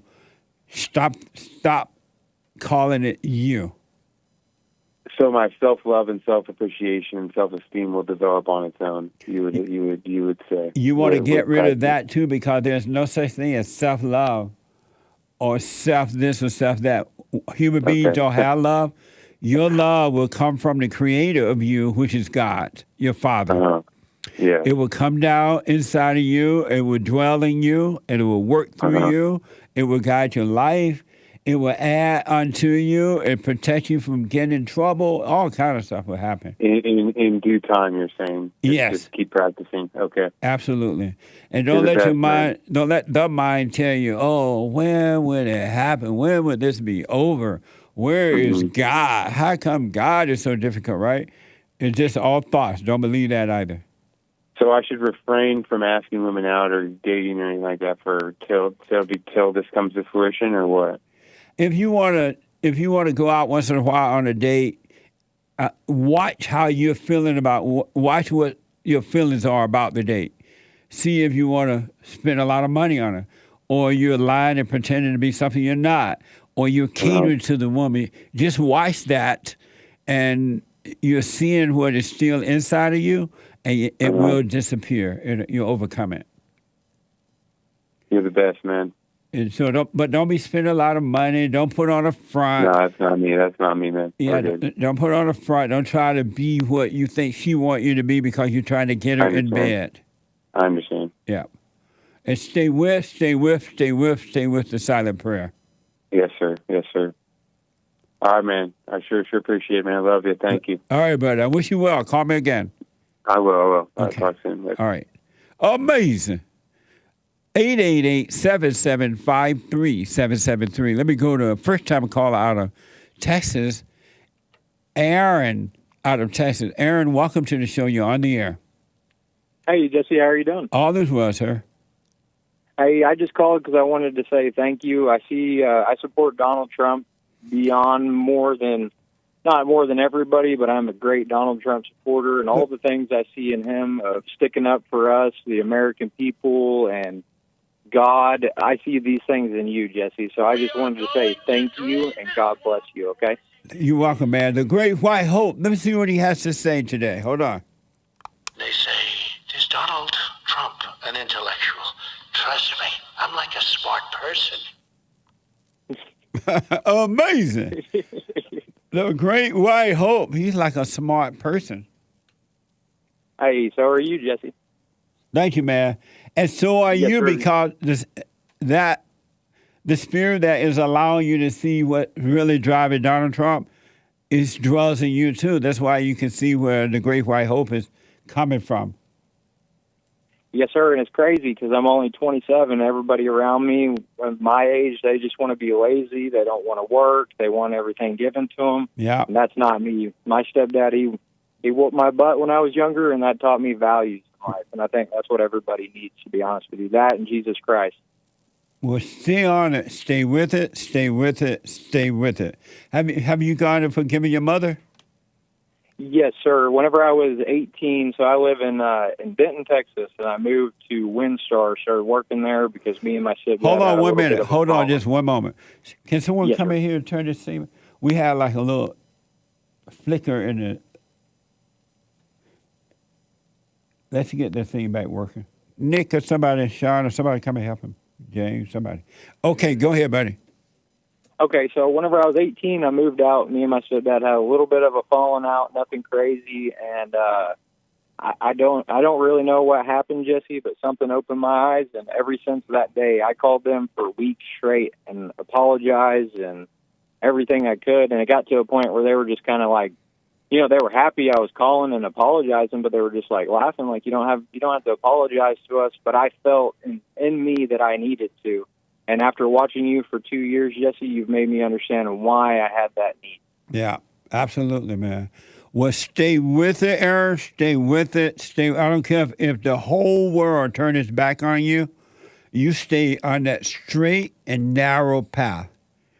And, yes, sir, absolutely. And you haven't seen anything. It only gets clearer and clearer, and you're going to experience the love, real love that you have never had before. It's going to be amazing. Awesome. Thank you, Jesse. You have a great day, and God bless you. You too, Aaron. Thank you. I appreciate it. Amazing. 888-7753-773. Let me go to Frederick out of Los Angeles. Frederick, welcome to the show. You're on the air. Good morning, Jesse. How are you doing today? All is well, sir. How are you? I'm well. I want to talk about you say you want your country back. I think now this winter is going to be a perfect time because there's a lot of strikes going on, and the white man needs to go to them picket lines and say, hire us, we'll work them jobs. Because what they're asking for at Ford, they're about to move to Canada and make electric cars. Ford said they're going to go broke if they pay the workers what they're asking for. But the whole world seems, the United States seems like it's unionizing. Like union against the Confederates. And it's going to be one big, every job is union and they get more. It's like tax-free money. They asking for a 30% raise. That's like, we don't want to pay taxes anymore. And they get it. Yeah. You know, the So unfortunate if the thing... non-union job workers go to these places and say, hire us, and we'll work for what you're paying now that they're not making, we can bring America back. That's a good point. In that the non-union people should go and get those jobs that the greedy union people are refusing to do. That's a good point. But they don't want to. The unfortunate thing, if you want to call it that, is that the workers don't really want to be out there protesting like that. It's just that they have been brainwashed to think they're going to get more money. It's because they have listened to the unions, and the unions are about money for themselves because the union dues will go up. Buku money will go to the union, and they're going to vote in, they're going to support the liberal Democrats. That's the same way they run in politics. Yeah. Give me. Yeah. I'm going to give you. And we're going to take. But, until we can replace them needing workers to make America run, they hold it hostage. That's just for like sure. if the country shut down, the actors... Hold on a minute, Frederick. Hold on, buddy. Let me take a quick break. Back in a moment.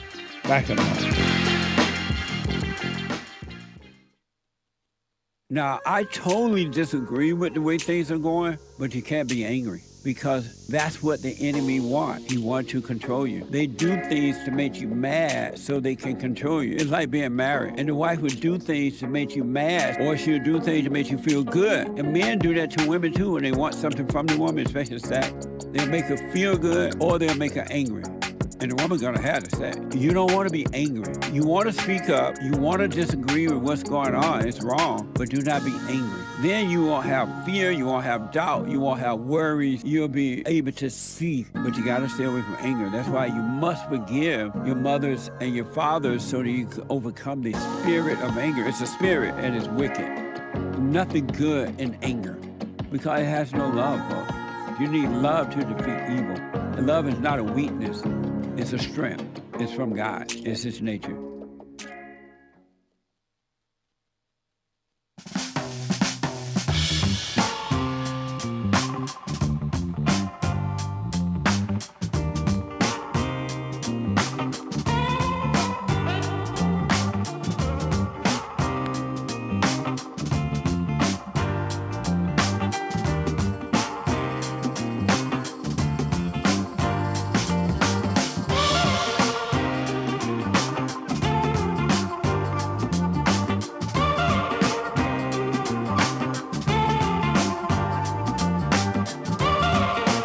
All right, folks, welcome back. 888-7753-773, 888-77-JESSE. Women's Forum tomorrow night, Thursday night, the third Thursday of every month. For ladies only, the third Thursday, and the first Thursday night of the month for men only, and Sunday morning for everybody and their mama. And if you're black, everybody and their mama. But if you're white, everybody and their mama. At 7 p.m. Thursday night. And don't forget for personalized shout-outs, birthday shout-outs, weddings, anniversaries, encouragements, whatever the shout-out is, I will do it for you. Go to Cameo, CAMEO.com/Jesse Lee Peterson, CAMEO.com/Jesse Lee Peterson. And to get your donation, to get your super chats read out, go to Buy Me a Coffee. Read out loud, go buymeacoffee.com/JLP Talk. I want to go back to Frederick, and Frederick was commenting on the unions out there carrying on, and his suggestion, I think is an amazing one, is that if you want to keep the car companies in this country, the non-union people should go and apply for those jobs and make the buku money that the complaining, spoiled union people are complaining, and that could help keep the car companies in this country. Frederick, thanks for holding. Go ahead. Yes, sir. Yes, sir. You're absolutely right. But they want to use violence and call you a scab when you cross their picket line. Yeah. They want to resort to anger, and show their woman mentality and threat. But that's not going to fly. We need to stand up, and I'm thinking they're just building coalitions because, they trying to unite against the rich.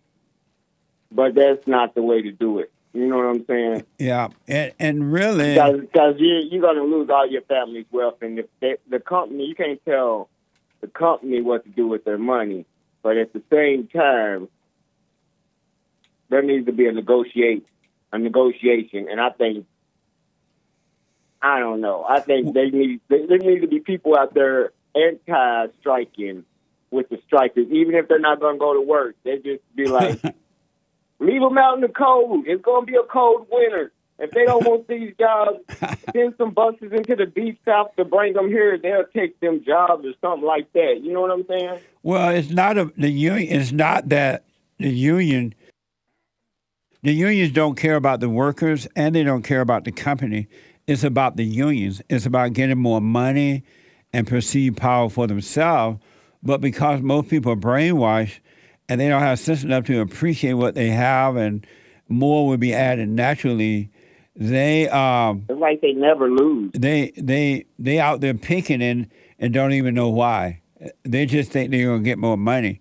But it's really about the unions and not the employees, but they don't realize it. Right. The union don't have a job. They just collect money. They don't have a job. They're like I don't know. Yeah, it's about crazy. the money and supporting liberal politicians. Yep.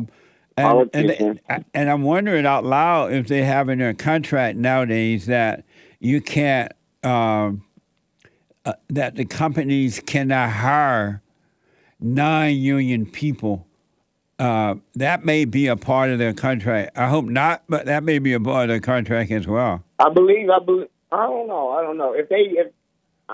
If they get rid of if they hire enough workers to vote out the union, and there's enough people that goes in that leaves the strike people out there, they don't have any other choice. Yeah, that's right. Amazing. Thank you, Frederick. I got to run, but not a problem. You have a great day, Jesse. All right. You too, buddy. Thank you. Bye now. I appreciate it. You know, before I go back to the phones and your super chat, there is a line open as well. I mean, one line now, 888-7753-773. Hassan, I want to replay soundbite clip 21B. It dawned on me that in Chicago, in Illinois, according to ABC, Illinois became the first state to eliminate cash bail as pre-trial Fairness Act take effect. But before we play it, I want you to think about this. Smoke on it. Chicago crime is out of control. Carjacking, robbing, stealing, murdering, so-called smash and grab. And the blacks are killing the blacks like never before. It's just gotten worse over there. And the people who are running the city don't care. As a matter of fact, the fact that they came up and passed something called they want to eliminate the whole state, eliminate cash bail, meaning that you don't have to pay money to get out until your trial. And they're calling it Pre-Trial Fairness Act. The fact that they're doing that clearly says out loud that it's about they want these things to of all places. This should not be happening in Chicago. It's already out of control. People leaving, businesses are leaving, like 90 going north. And now they want the whole state to eliminate cash bail because white people, they're trying to get in your town too, in the suburbs. And they don't want you to have anything to say about it.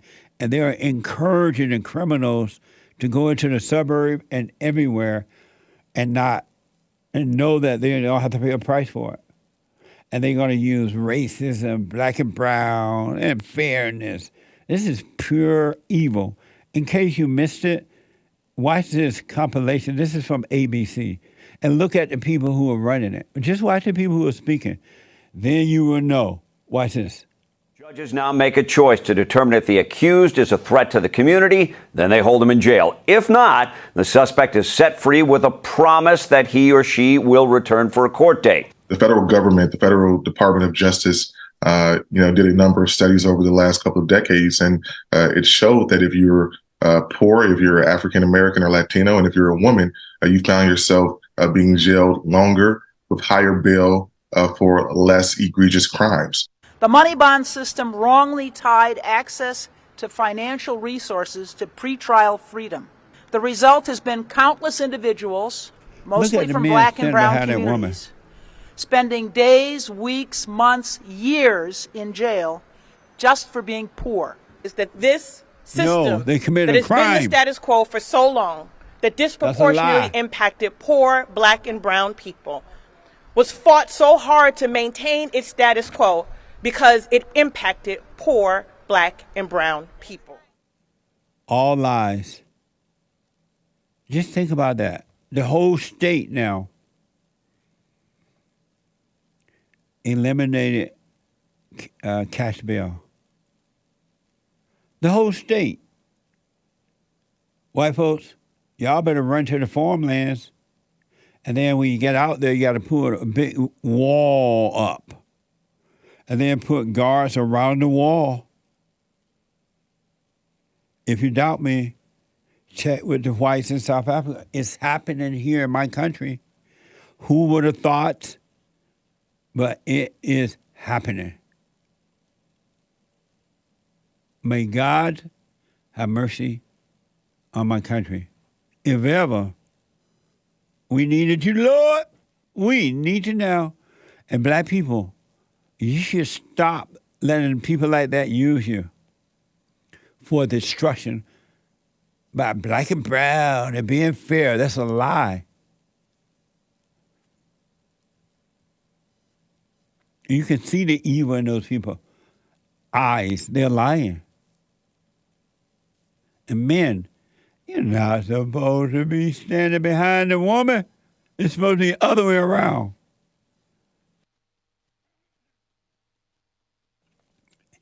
It's supposed to be the other way around.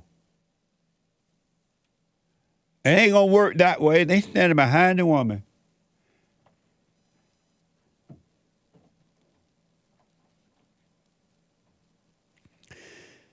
What a mess. Let me go to Carol, a first-time caller out. Carol, out of Texas. First-time caller out of Texas. Carol, welcome to the show. You're on the air. Hello. Hi, Carol. How are you? All is well, thanks. Awesome. Well, I've just been giving a lot of thought to a lot of the things that you say, and if what you say is true concerning women in our state, our natural state of hell, then what is the fate of a woman? If that is that all there is for us? Is just to live in a state in a mindset of hell? What is our role or purpose for even being around if that's all that we have to offer? The state of the woman will be hell unless she returns to the Father as well. She must be born again of the Father. And when she returns to the Father, He will destroy the hell in her mind and emotions, and He will give her a clear mind in the same way He will for the guys who return to the Father, the men who return to the Father. I see. A woman has to, she's not stuck in the hell.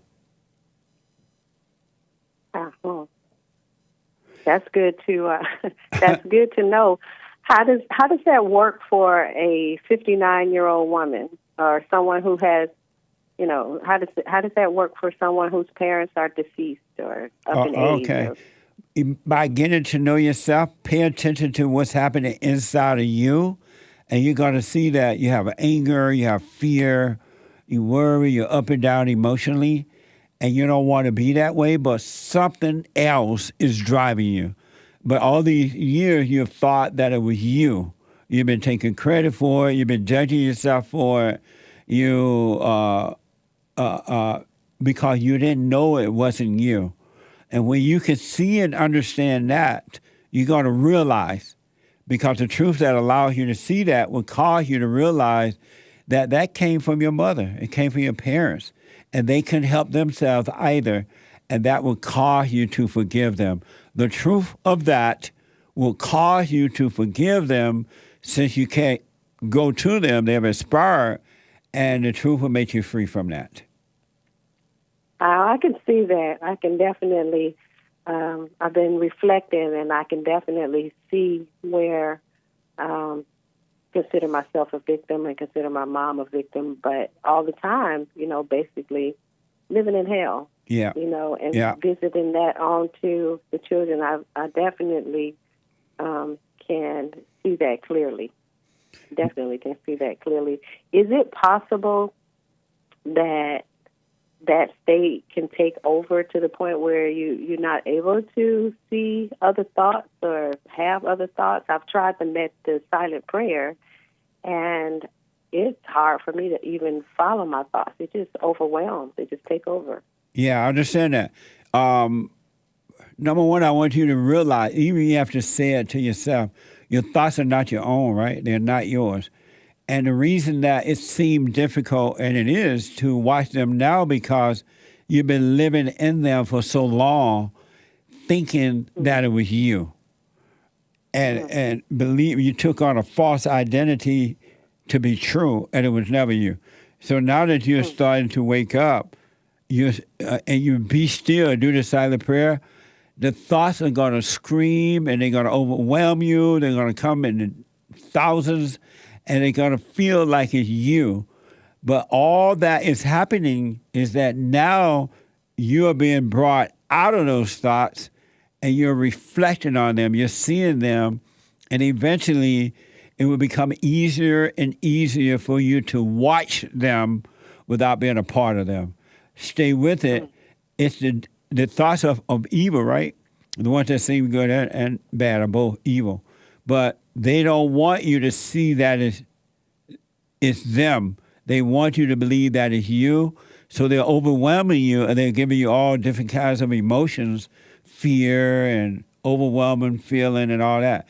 But stay with it, and eventually they'll become weaker and weaker and weaker, and you're going to be surprised that it was never you, and then eventually they'll be gone. You just stay with it, with the silent prayer, and watch. Okay, I'll look forward to that. And just know the overwhelming, they've always been that way, overwhelming, fearful, and emotional, but you didn't know it was the thoughts at the time. And now you're coming out of them. You're still getting that feeling for a while because you've identified, but you'll be fine if you stay with it. Okay. Because I can sit there all day. I'm sorry. No, go ahead. I can sit there all day and let the thoughts just run themselves like an automatic tape. They just run themselves. Yeah. And I can sit there all day, everything from memories to recalling what happened yesterday to, all kinds of thoughts will just run themselves. Yep. So, and I have a hard time either getting in front of them or behind them or just getting a grip or controlling them at all. Yeah, and you don't want to control them. You don't want to hold on to them. You don't want to deny them. You just want to see them. And it's the light of the Father. It's the light of God that is allowing you to see them. He's with you. He's allowing you to see the not you, which are the thoughts. And if you get caught up and it feels like the pain is so great in the body, know that that's not your pain. You feel the pain, but it's not you. And even if you have to say to yourself, I feel this stupid pain, but it's not me. Even if you don't believe it yet, you say it anyway, and you find yourself, eventually you're not identifying with it. And then it gets lighter and lighter and lighter. The only reason it takes a long time, well, sometimes a long time, what we think is a long time, and because it's so overwhelming, because we believe that it's us. We believe that we're the thoughts, we believe that we're the emotions, and we're not. But if you knew that it wasn't you, if you could know that right now, you could be free right now, totally free from it. Right.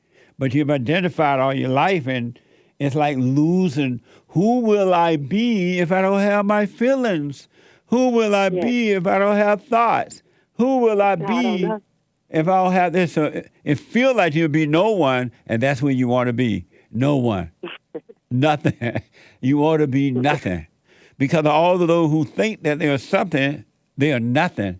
They just have false identities making them think that they're something, and they're acting out trying to live up to being something, but they're nothing. It's all fake. It is.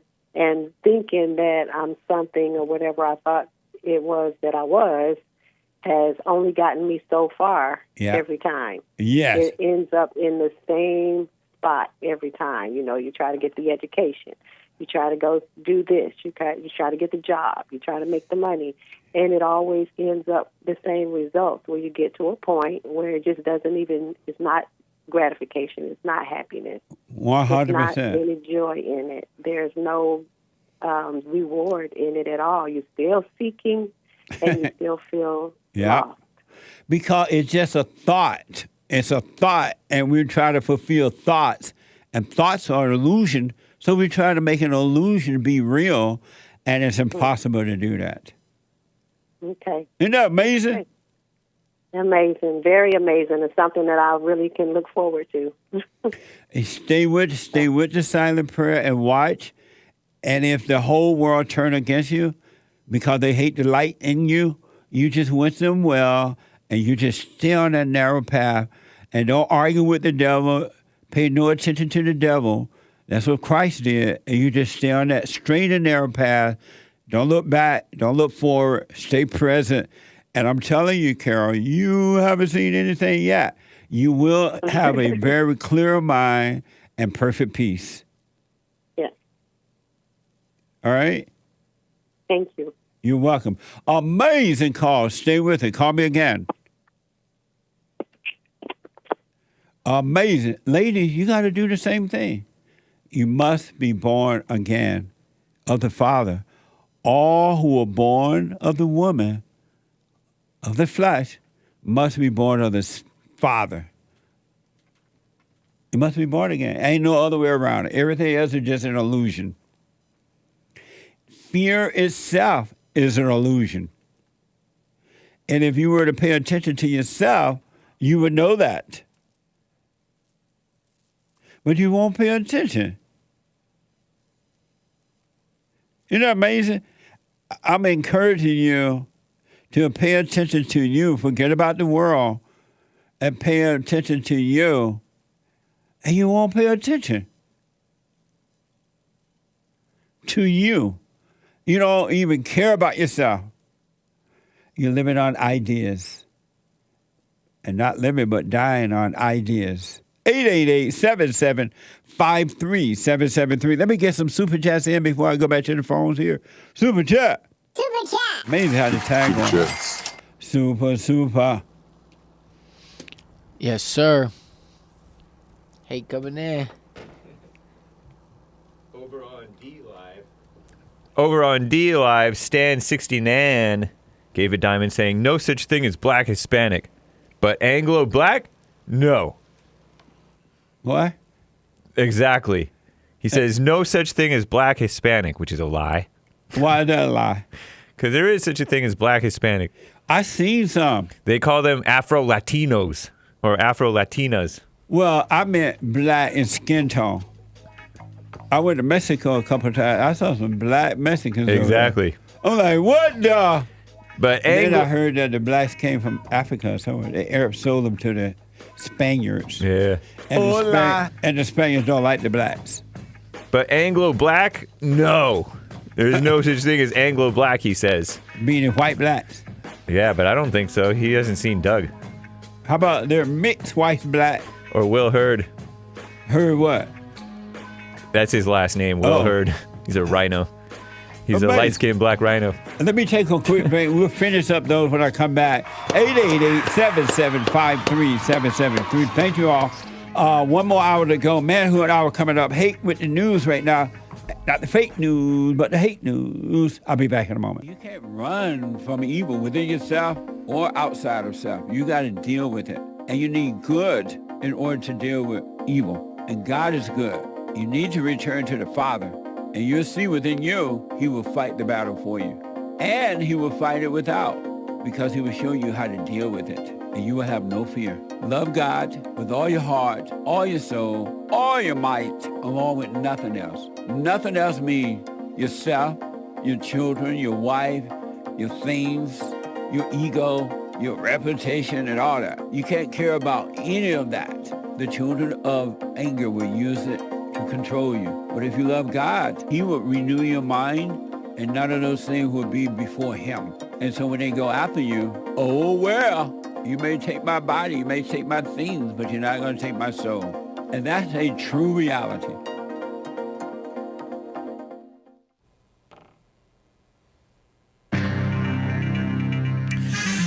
Is Biden turning decrepit? What does decrepit even mean? And Canada versus India. There's a little conflict going on there. Interpersonal drama, I guess you would call it. And Vanna White... Never mind. This is the end of hour 2 of the JLP Peterson Show. It is Wednesday, September 20th, 2023 AD. Tomorrow is the Women's Forum, ladies. It's the third Thursday of the month, the 21st of September, 2023. 7 p.m. at Bond in Los Angeles. So you can go to rebuildingtheman.com/events if you need more info, or call our office 323-782-1980. But show on up over here. rebuildingtheman.com/events at Bond in Los Angeles. Women's Forum's third Thursday, Men's Forum's first Thursday. After the JLP Peterson Show, the Hake Report, and after the Hake Report, Wow Hassan, Walking on Water Hassan on YouTube. And of course, American Anchor Baby after that. Calling Nonsense Network CNN reports 76% of Americans say they're seriously concerned that President Biden's age might negatively affect his ability to serve out another term. It's not his age, it's his decrepitness. If reelected, according to an August CNN poll. At age 80, Biden would be 86 at the end of a potential second term. He's 80 right now, I guess. The president this week, so-called president, sought to confront the issue head-on by touting his long experience as grounds for his reelection. A lot of people seem focused on my age. Believe me, I know better than anyone, said Biden. India and Canada are in a diplomatic crisis over one Hardeep Singh Nijjar, Nijjar. According to the far-left females at the Skim. In June, someone assassinated this Hardeep Singh Nijjar, Canadian citizen, and Sikh, pronounced Sikh. He was a Sikh separatist leader, by the way, as in those Sikhs, in Surrey, British Columbia, that is in Canada. Nijjar reportedly moved to Canada way back in the 90s, not that far back. Decades later, India placed him on the country's terrorism list for allegedly plotting violent attacks and inciting riots in India. Earlier this week, Canadian Prime Minister Justin Trudeau accused India's government agents of playing a role in this assassination, murder of Hardeep Singh Nijjar. Trudeau hasn't shared any evidence tying Nijjar's death to India, but on Monday, Canada expelled a senior member of India's intel agency. Wow. Yesterday, India responded by expelling a Canadian diplomat of its own. India called Trudeau's allegations absurd and motivated. What type of motivation? India has claimed before that Canada is harboring Sikh terrorists. Wow. A State Department official has said they're quite concerned about the allegations and think it's important that there's a full and open investigation into what happened to Hardeep Singh Nijjar. One expert said it'll be tough for Canada and India to rebuild a relationship moving forward. Seems like Canada is mostly Indians nowadays, right? Almost? Or am I thinking England or both? Australia is deeply concerned over the allegations, and the UK government said it's in close contact with Canadian counterparts. Canada and India have found themselves in the middle of a dispute over Khalistan, the Sikh independence movement banned in India but present in Canada. It's a level of diplomatic tension that could threaten to put their so-called democracies in an awkward position, just as they're trying to woo India away from China. Vanna White's going to serve as the Wheel of Fortune co-host through 2026. Pat Sajak, is he one of the based ones or no? He's saying goodbye to Wheel of Fortune next year, but his longtime co-host Vanna White will continue flipping the letters through at least 2026 and leave Hunter Biden alone. So-called President Sleepy Joe Biden's son plans to plead not guilty on federal gun charges. Good for him. We support the Second Amendment, even for crack addicts. He said in a court filing Tuesday, also asked initial court appearance be held remotely. He wants to Skype it in or Zoom it in. He bought a gun in 2018 and blah, blah, blah, blah, blah. He was supposedly a prohibited person. That's according to CNN, I guess. I'm James Hake. Now back to JLP, Hour 3.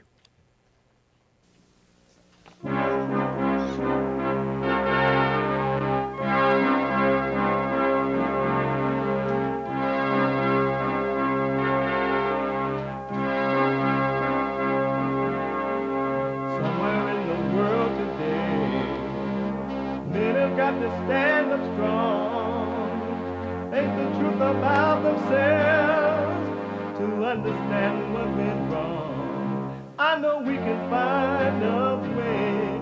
I know we can find a way. I know we can find a way to stand up, stand up, stand up.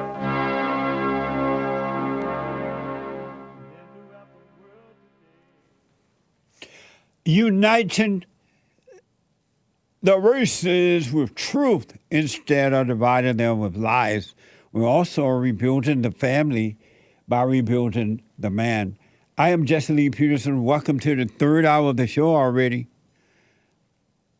It's Wednesday. You can get involved by calling 888-77-53-773, 888-77-JESSE, Jesse.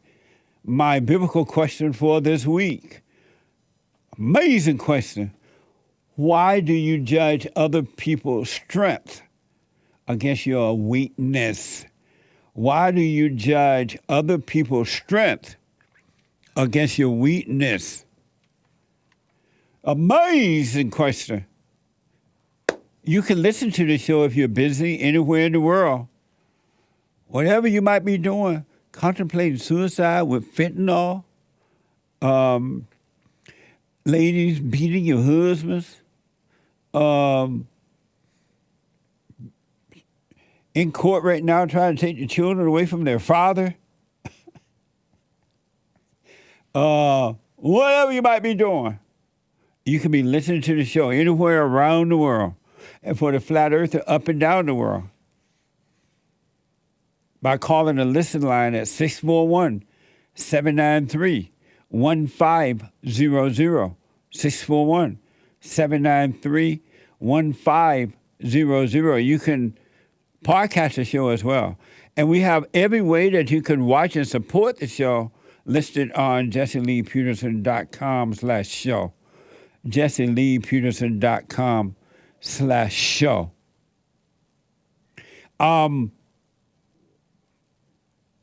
Follow us on Rumble.com/Jesse Lee Peterson. JLP Talk on X. JLP Talk on X. And Jesse Lee Peterson on Instagram. All right. Like, follow, ring the bell, and subscribe, and blah, blah, blah. Y'all know what to do, and I appreciate it. And don't forget to get your donate and have your comments read out loud. Go to Buy Me a Coffee. BuyMeACoffee.com/Jesse Lee Peterson and rebuildingtheman.com. And last but not least, Bond JLP Cash App. Bond JLP Cash App. All right? So it's Wednesday. Every Wednesday. The last hour of the show is Manhood Hour. What is a man? What is a man? It's an adult human male. Manhood. Hillary or President Trump? I voted for Hillary Clinton. Beta male. A man is a male who turned to man. Alpha male. Live right, be right, and lead the way. John Fetterman can now wear his signature shorts and hoodie on the U.S. Senate floor, thanks to a change in Senate policy. Yeah, Senate Majority Leader Chuck Schumer quietly made that change. Chuck Schumer and others are helping to destroy the standards in America. Of course, dress standards have changed everywhere, from the office worker to the television reporter out in the field. They have to do it that way because you can't control a moral people or moral person. You have to demoralize them to control them.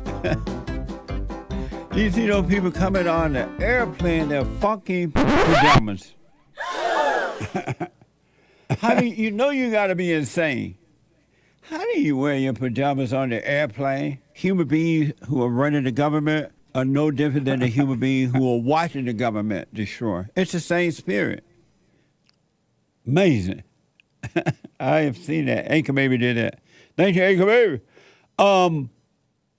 Watch, eventually, they're going to be wearing pajamas to the Senate and Congress.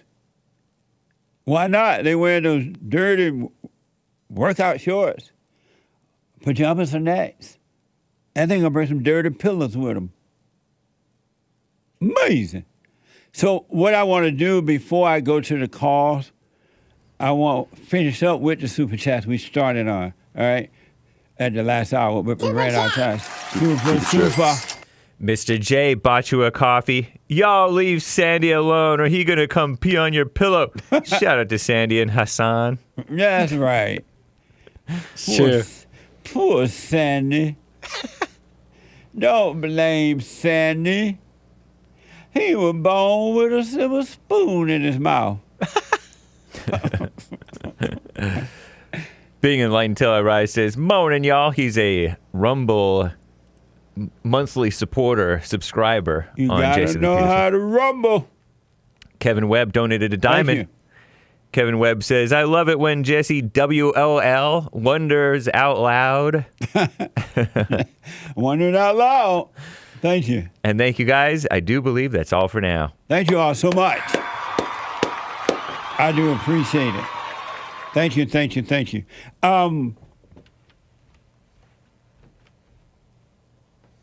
I want to show you real fast here. It's Manhood Hour. Man, let me tell you this. I've said it once. I said it before. I've said it 1,000 times. And I will continue to say it as long as there's breath in my body. There's an order to life. And that order is God in Christ, Christ in man, man over woman, and woman over children.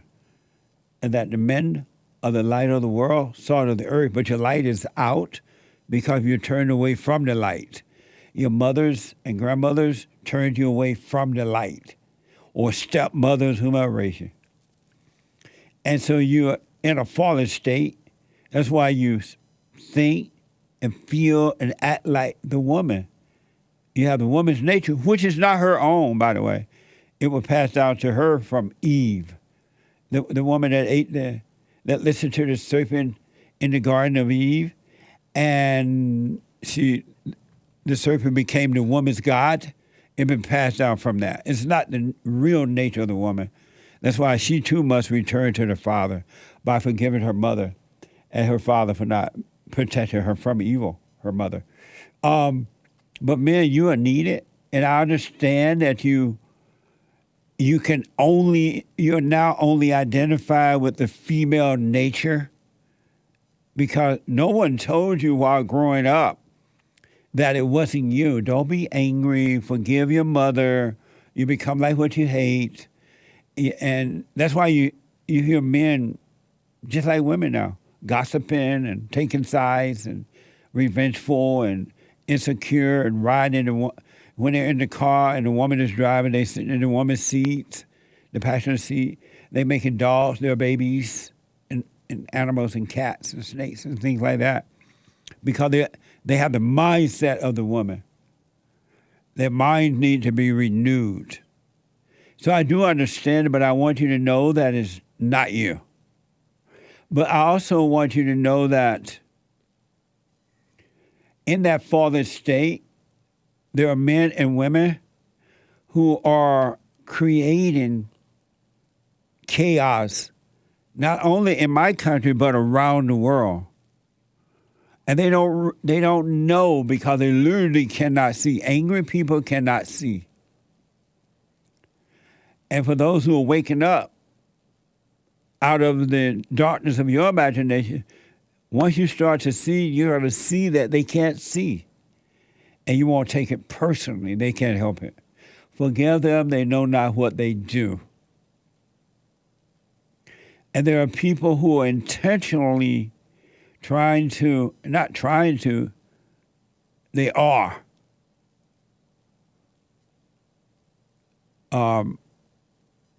keeping you in that fallen state so they can control you.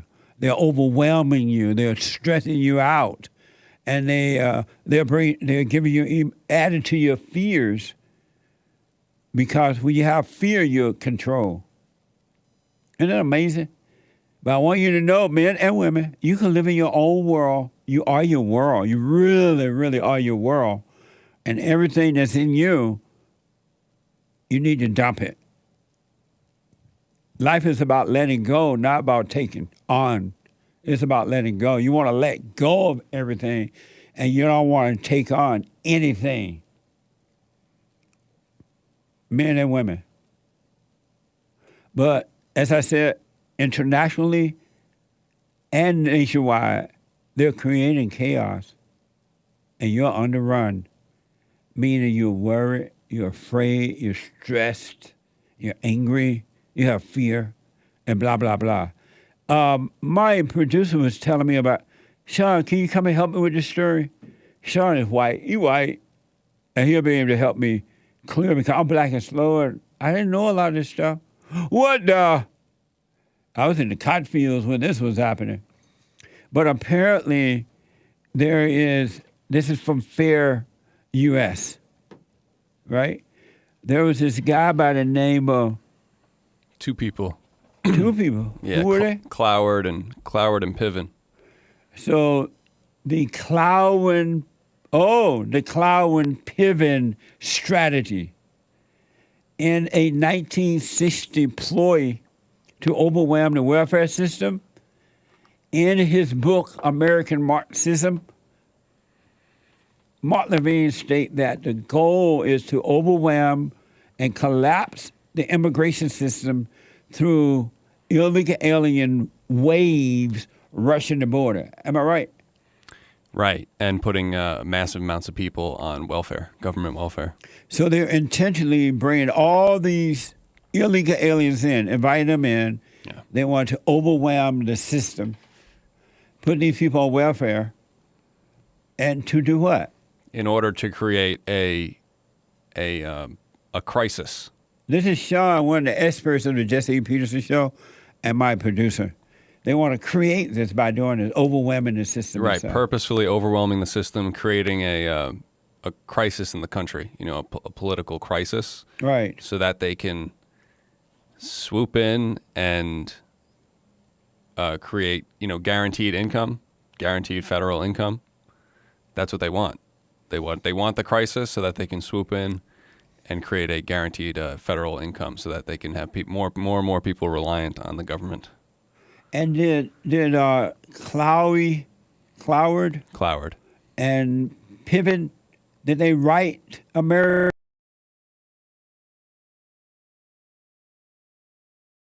Did they write the socialist book? Right. They didn't write the Communist Manifesto. They did not. No. Oh, okay. No, but they wrote all of this in their books. This was, intentional. They laid it out pretty clearly. So I have more information about it. Okay. This is all from Wikipedia. Okay. So the Cloward-Piven strategy is a political strategy outlined in 1966 by these two sociologists and political activists, Richard Cloward and Frances Fox Piven. They were married.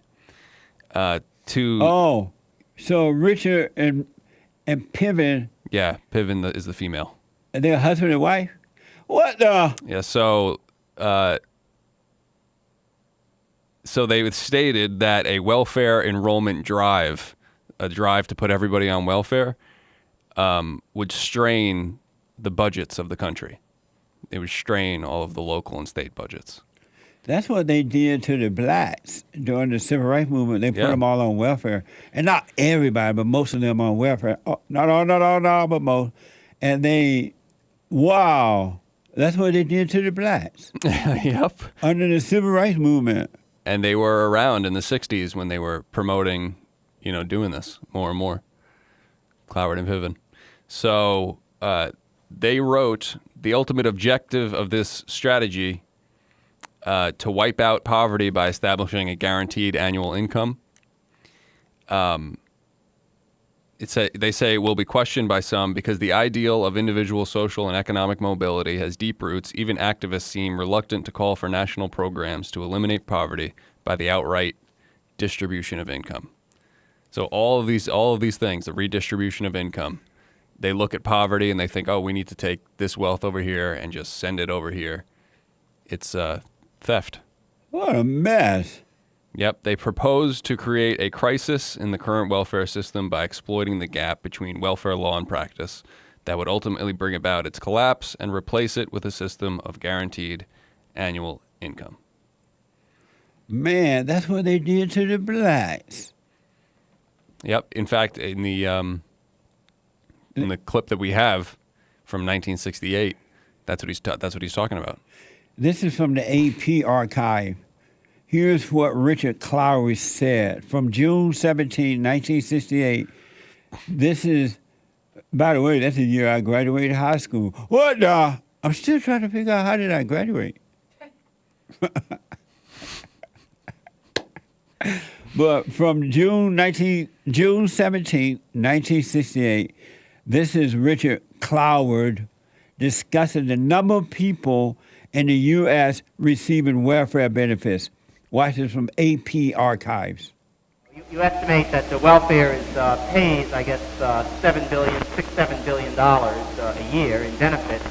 How much would you say is denied by these illegal practices? The research that we've done would suggest that the American public welfare system is only expending half of what it should be expending if it were reaching all of the people who are eligible under existing statutes. So we think welfare costs should probably double. So there should be poor people are being cheated out of another $6 or $7 billion a year across the country. The welfare rights movement and the lawyers are challenging man-in-the-house rules and other kinds of requirements which are restricting.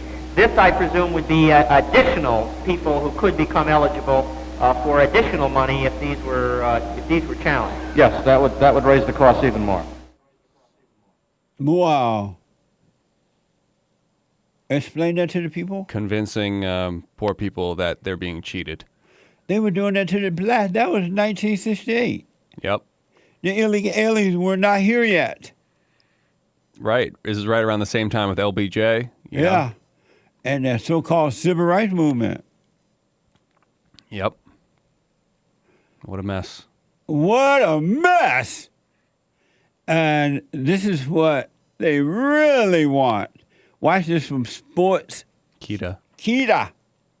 In January 2023, comedian Louis C.K. appeared on the Joe Rogan Experience, where he talked about opening borders. Watch this from Joe Rogan.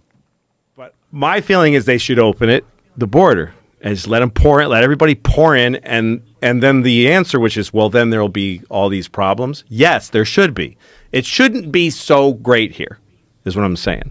In America, it shouldn't be. It's a weird thing to sequester a certain group of people and try to keep upping their lifespan and their lifestyle. There's so much about American life that other people pay for. That's part of it. But also, it's not good for us either. It's not a good way to live in a gated community, you know? If you let folks pour in, like any other wave, it'll kind of slosh, and then things will be different. I don't know, like, what'll really happen? A bunch of people, like, will they just come with knives and start killing everybody? I don't think so.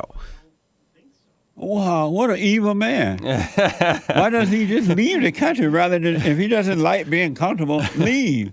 Well, this is, I mean, the people at the top, this is what they think. They just, and they'll say it out loud. This is like, it's not a joke. This is actually this is actually how they feel. At the top of what?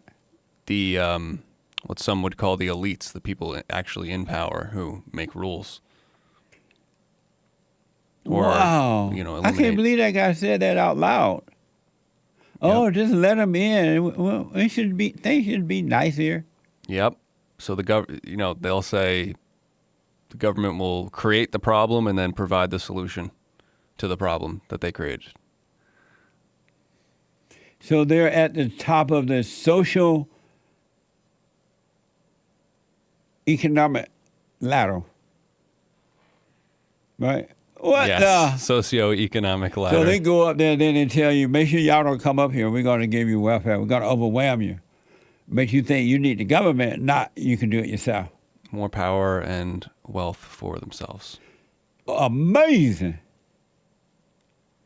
And this is from Sports.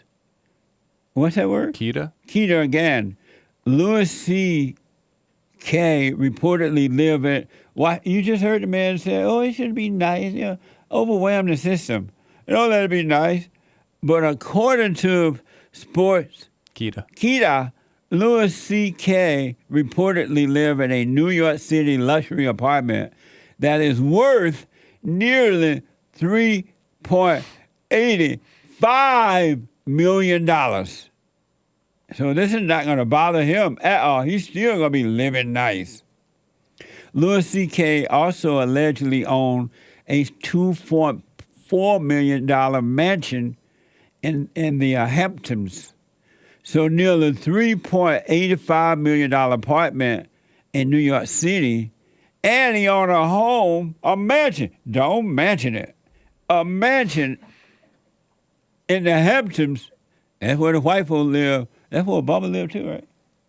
No, he lives somewhere like that. Martha's Vineyard. Yeah. Martha's Vineyard in Massachusetts. $2.4 million home in the Hamptons. Hamptons is in New York. But he wants you to overwhelm the system and let everybody else not be happy. Saying it out loud, too. Shameless. That's crazy. That they're saying it out loud. Then they can swoop in and save the day, The government creates the problem, and then they provide the solution. That's what they're doing with all these illegal aliens right now. They're coming from everywhere, even China. Yep. The illegal aliens coming from China. Mothers do the same thing, too. They create the problem in the household, and then they provide the solution. Just like that. Communist mama. Mm-hmm. Commie mama. Amazing. Thank you, man. Yep. I appreciate it. 888-77. What about, why don't you wake up and take hold of your own life? Why are you letting other people, why are you letting ideas control you? Why? What would it take for you to wake up? 888-7753-773. First time caller out of Texas, Sergio. Sergio, welcome to the show. You're on the air. Yes, sir, Mr. Jesse. Welcome to the show. Hey, Mr. Jesse. Hey there. Just got a question.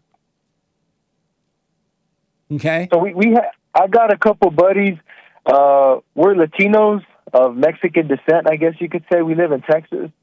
And these guys were super liberal, super brainwashed, thinking the white man was the issue and Donald Trump was bad and everything. He wanted to deport everybody. And little by little, I try to let them know that Donald Trump was a good guy and the Republicans are the good guys.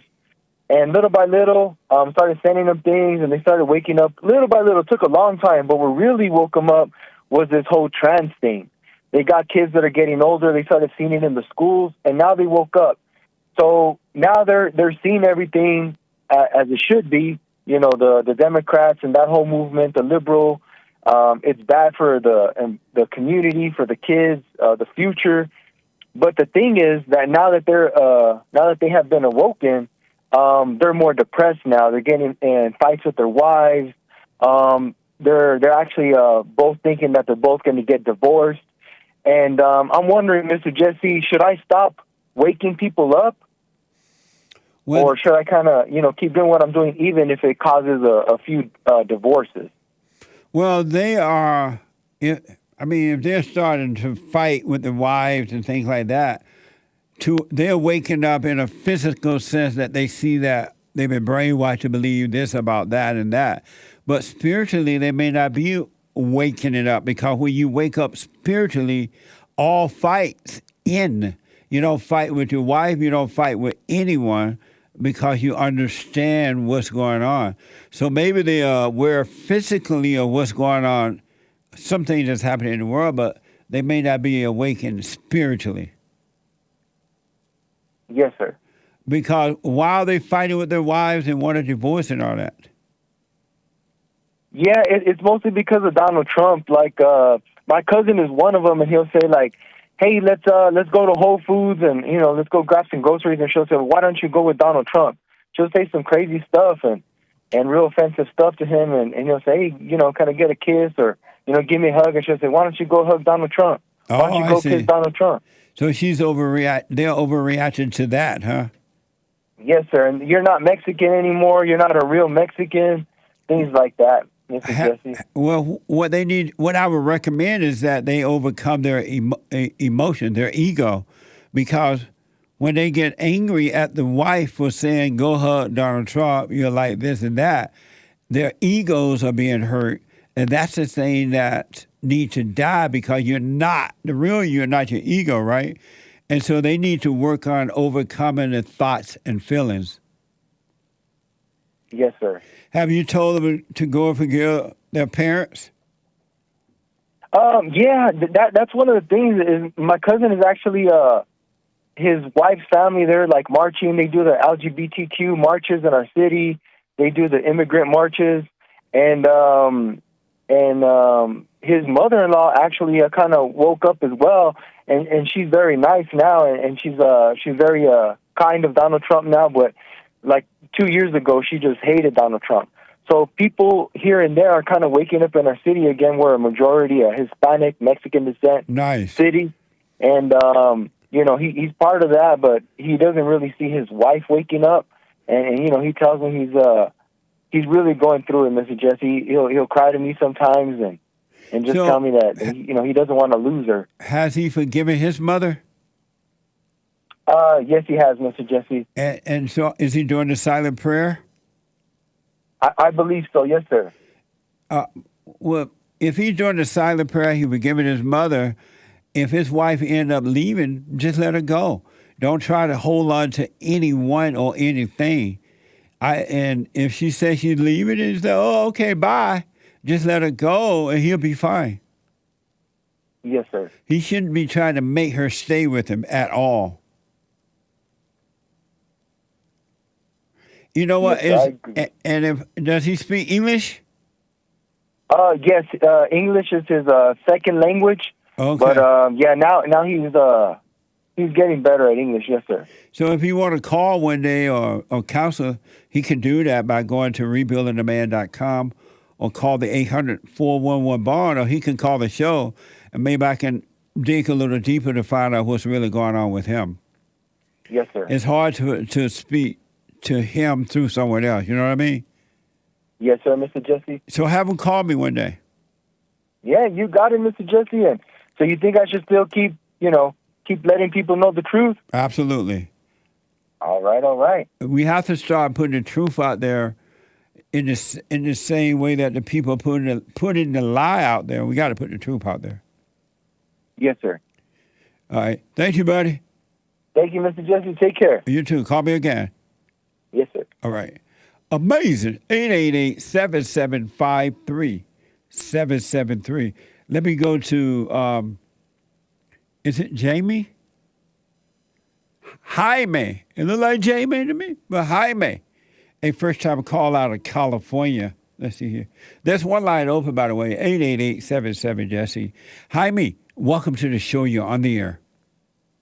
Hey, Jesse. Hey, how you really doing? Well? Hello? Hello, can you hear me really well? I can. Okay, I'm doing amazing. So what now? I'm doing amazing. Nice. Jaime, hold on. Let me take a quick break. 888-7753-773. When I come back, your phone calls and super chats. And hold on, Jaime. I'll be right with you. Sean, check his phone to make sure he's coming through a little loud and clear. Back in a moment.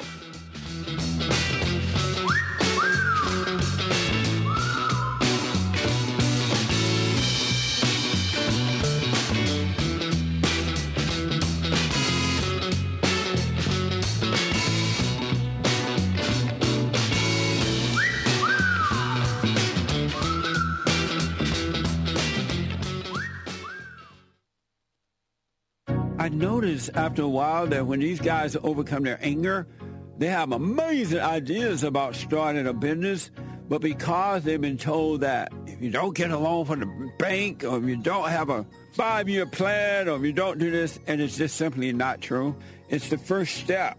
With faith, then all things are possible. So, but the most important thing is to return to the Father. That yearning that you have, that emptiness, that void, is not for more stuff.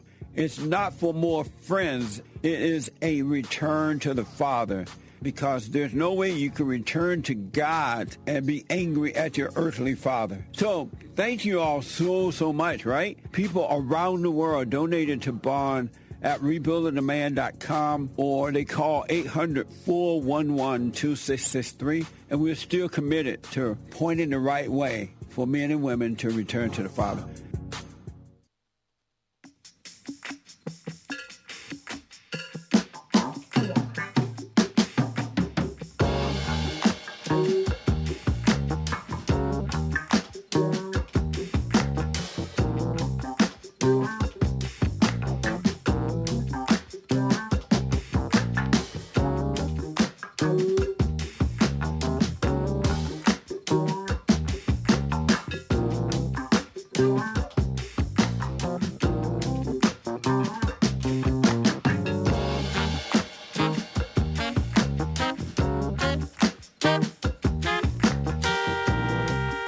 Okay, folks, 888-775-3773.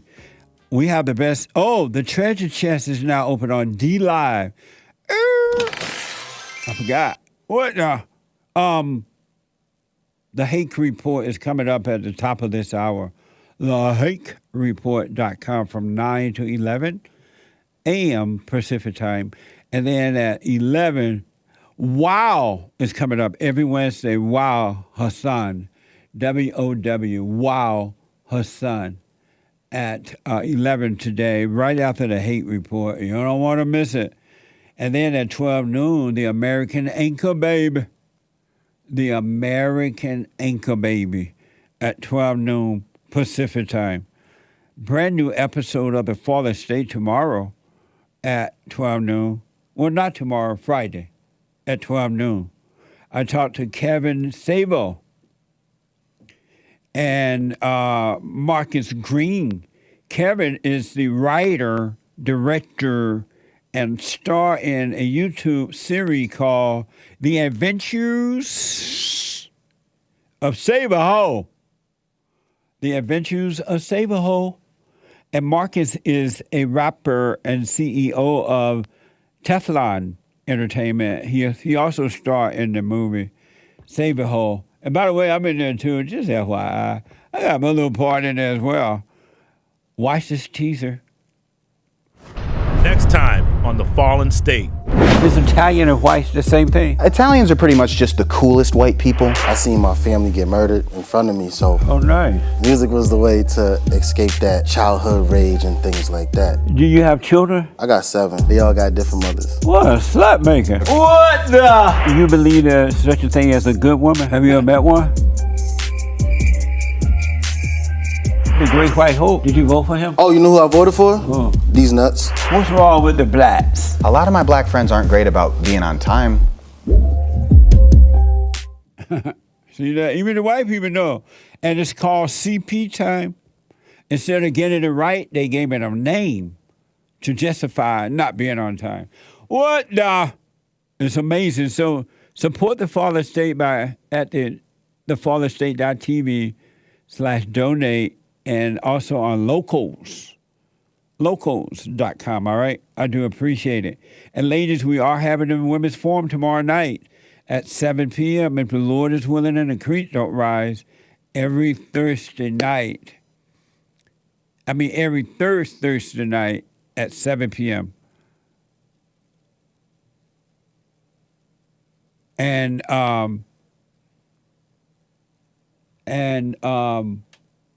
the first Thursday night for men only, Sunday morning for everybody. Sorry about that.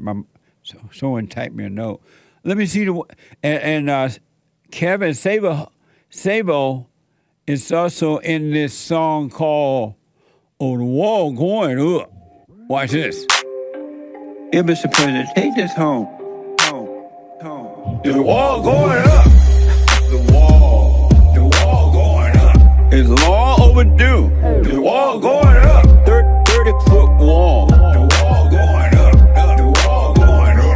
the border. I'm stunned. Check it out. You will not regret it. All right? Amazing. Let me go to back to Jaime. A first time call out of California. Jaime, let's try it again. Go ahead. Can you hear me now, Jesse? I can, yes, sir. Loud and clear. Nice. So the reason why I'm calling you is because I want to follow up those 2 questions that I sent on SUPERCHATS on Monday. Okay. And what I'm trying to say on the first question is, lately I've been doing my sign prayer, and it does help me. And I just looking at a lot of, I'm observing a lot of stuff that's going on in my mind. Right. A lot of false identity. Well, not a lot. Some false identity that I've been having. Yes. And a lot of wicked thoughts too as well. But sometimes I've been observing seeing myself on being in a relationship with a woman, and that I know. And yeah, so the question is that it's not a good idea to really try to be in a relationship with this girl that I'm talking about, or any other girl, because I believe you told me that when you observe images on your thoughts, when you do your silent prayer, it's just lies. And now also that, I don't know if you ever remember, Jesse, but you did, someone called you, like, I don't know how long was it, like a couple of weeks ago, that this person was in a different situation. Like, this person, he was a single father, and he's been telling you that, what's it called, that I think I should find a woman to be in a relationship, so that way this woman could help me out with his kid and his life. And you told him that, no, don't do it, because the idea you're having is false. And when you told him about that, that kind of hit me. And so my question again is, this is not a good idea to really try to act this girl out, or any other girls, to probably have a chance to be in a relationship with her or any other girl, because of the false image I had when I did my sign prayer. Do you understand the question? I do. And the answer is no, do not do it if it's coming from the image of your imagination. If you continue to work on yourself, keep your eyes on you, work on yourself, life will happen naturally, and the right woman will come into your life naturally. You won't have to put on a front. You won't have to cater to her. You will be able to be yourself, be honest with her, correct her. If she stays, fine. If she doesn't, fine. But if it's in the imagination, you're being set up to catch hell, because it's going to be the wrong woman. I see. And when you stay present instead of living in the past or the future of the imagination, and when you do go out on a date, you will be able to date in a way where you will eventually see if this is a woman that you want to marry. If this is the right woman, it'll be so clear you won't be able to miss it. And she will, if she's working on herself, she'll be able to see that too. But you will be able to see it. And then if you should get married, your marriage would last until death do you part. But if you're doing it on these imagination things, you're still in your prison cells, and the imagination is giving you the wrong answers about anything, but you think it's the right answer, but it never is the right answer. Okay. And now so that this it's just just don't do it, because the thing is it's for my own good, because like I understand what you're saying, but what I'm trying to say is if I just ignore that image, or if I don't ignore the image, and if I if I believe the image and take her out, there's a chance I might have my hell in my life. You will, for sure, without a doubt. Okay, and I'm assuming the reason why it's because of me. I still got to work my life out with God, or maybe because of her too. Well, with you, it's because of you. You're overcoming the hell in you by not believing the thoughts at all. All thoughts, all lies, all the time about anything. So you're working on your life, and if you don't believe the devil, because that's what it is, you'll be fine. But if you do believe the devil, that's what thoughts are, you're setting yourself up to catch pure hell. It would definitely be the wrong woman. Okay. Yeah, because I'm not gonna lie. This when I saw that image, I know that for sure that I can't go out with this girl because like you said, all thoughts are lies. Yeah. All thoughts are lies. And when I saw that image when I was doing my sign prayer, I actually did got sad because I really want to have a chance to be with this girl. But the thing is, it's for my own good. I have to really deny it and just continue walking forward with God. Right, absolutely. And the only reason you felt sad about it because the image told you, oh, this is the right girl, whatever, it's going to work, it'll be fine. You believe that image, and then you became feeling good about that, right?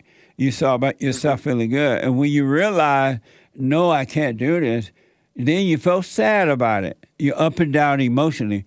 But eventually, you'll be able to see it, and you'll just reject it, but you won't feel anything about it because you will see that it's not the best thing. It's not the right thing for you, and you will not be emotional about it. But the fact that you became emotional is all ego, too. So just let all that pass as well. And the not you is dying, is disappearing. Okay. And just double checking, if this woman, if this girl, which I kind of know her, not a lot, but I know her, if this woman is giving me signs or she's starting chasing me to let her know that she's interested in me, just ignore it, huh? She's chasing you? I'm not sure, but I'm just saying, though, because I sometimes feel like she probably is, but I don't know. It's probably in my mind. Well, what I recommend, since you don't know for sure, just kind of quietly watch her and see her actions, see if she's really chasing you, and you will see what to do. Yeah, because the thing is, I don't know if it's not going to make sense, but there's been times that it's because I kind of work with her, and there's been times that she does stare at me, and I will stare back at her, and which I know that she does stare at me, right. And I will stare back at her, and yeah, just so far I know about that she does stare at me, and I don't even stare back at her a couple times. Yeah, just notice it, but don't stare back. Just notice it. Don't put thought and feeling into it. Just notice it. And then another thing too, you don't want to date a woman that you work with. It's going to be nothing but hell, because if you ever look at another woman at work or another woman look at you, it's going to be problems. You might not even be thinking anything about the woman, but she'll make a big deal of it. Also, she's going to want you to be having lunch with her and all that every day, and it's just going to create big problems. I wouldn't recommend you date women you work with. Well, technically, we don't work with the same company. It's because I work as a security guard, and she works at the community college. Okay, all right. I thought you were working. I thought you were working in the same job. No. Okay, well that's different. I'm just saying, don't do it. But here's what I want you to do too. I recommend, instead of trying to work all these situations out, just observe what's going on. And observing what's going on, which is the light of God, of the Father, He will work it out for you. He'll work it all out on your behalf. Let's trust Him, huh? I'm sorry? Just trusting Him, huh? Yes, absolutely. Okay. It will work out, and however He works it out, it'll be perfect. Okay. And then the second question is on the super chat. I think you didn't understand that question. Is that I have hatred in women because I, with the big M, and when I was 25, I stopped doing that for a good while. But then when I was 26, I went back like the pig going back in his mud. And the question is that how come I have hatred with women since I actually apologized to my mom and dad for resenting them? Well, the anger that comes up when it does come up toward the woman, it's not you. Just notice that it's not you and don't do anything about it, but see it, and the light of God will get rid of that too. It's just leftover junk inside your physical mind and body. And so just notice that, but don't say that is you. The fact that you can see it is the proof that it's not you. Okay. Don't let the devil tell you, oh, you still hate women. Or you tell yourself that. It's not true. It's enough to see it, and seeing it, you will overcome it. Okay. And do you think we have time to ask you one quick question? Go ahead. So, I guess the last after we talked on Skype, you didn't invite me to drop out of college, but I kind of feel like you kind of want to tell me to. But however, though, I started listening to some of your past video about college and everything. Yeah. And which you were right. You were right about that trade school is better, and trade school was pushed more than college back in the day, which a counselor told me about that works in the college. Yeah. But anyways, yeah, I decided to drop out of college, which I believe it was a good thing I did. I don't have no stress, no worries about homework or assignments and whatever the case, and I can probably focus on making more money and my side hustle. But the problem is right now is I have 2 jobs, but I'm not making enough hours that I wanted to, and I just want to ask, what should I do in this situation? Because I don't want to complain or get mad about that. The best thing I could do right now is just be patient, just probably communicate with my boss or communicate with my boss, yeah. Well, you definitely should one-on-one private conversation with your boss about a possible raise. Are you able to go and learn a trade while you work just one job? Probably, yeah, at the moment. It's just like if I do communicate with my boss to work full-time as well as my other job, that could be hard. That could be what? Hard. Tired? Hard. Oh, hard.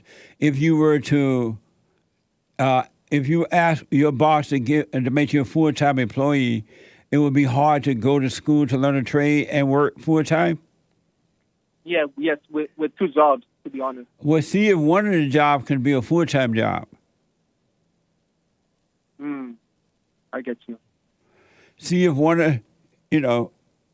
if one boss said no at one job, but ask the other boss and let them know, you know what, I'm going to school to learn a trade, and I want to work full-time here. Is that possible? And see what happens. And you'll see the next thing to do and the next thing to do. Okay, I'll think about that. And also, I just want to tell you, ever since I apologized to my mom and my dad especially. Yeah. Like, man, it's just I felt happy. Yeah. I felt like I wasn't there for serious no more like I was before, and I really felt happy. And also that I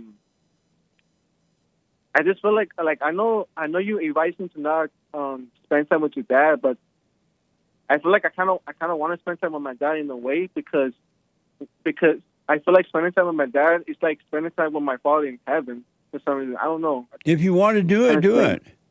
If you see that you want to spend time with your father, spend time with your father. Just don't resent him. And it will be amazing because I remember when I finally connected with my father and we had a talk. I forgave him. He explained to me what happened.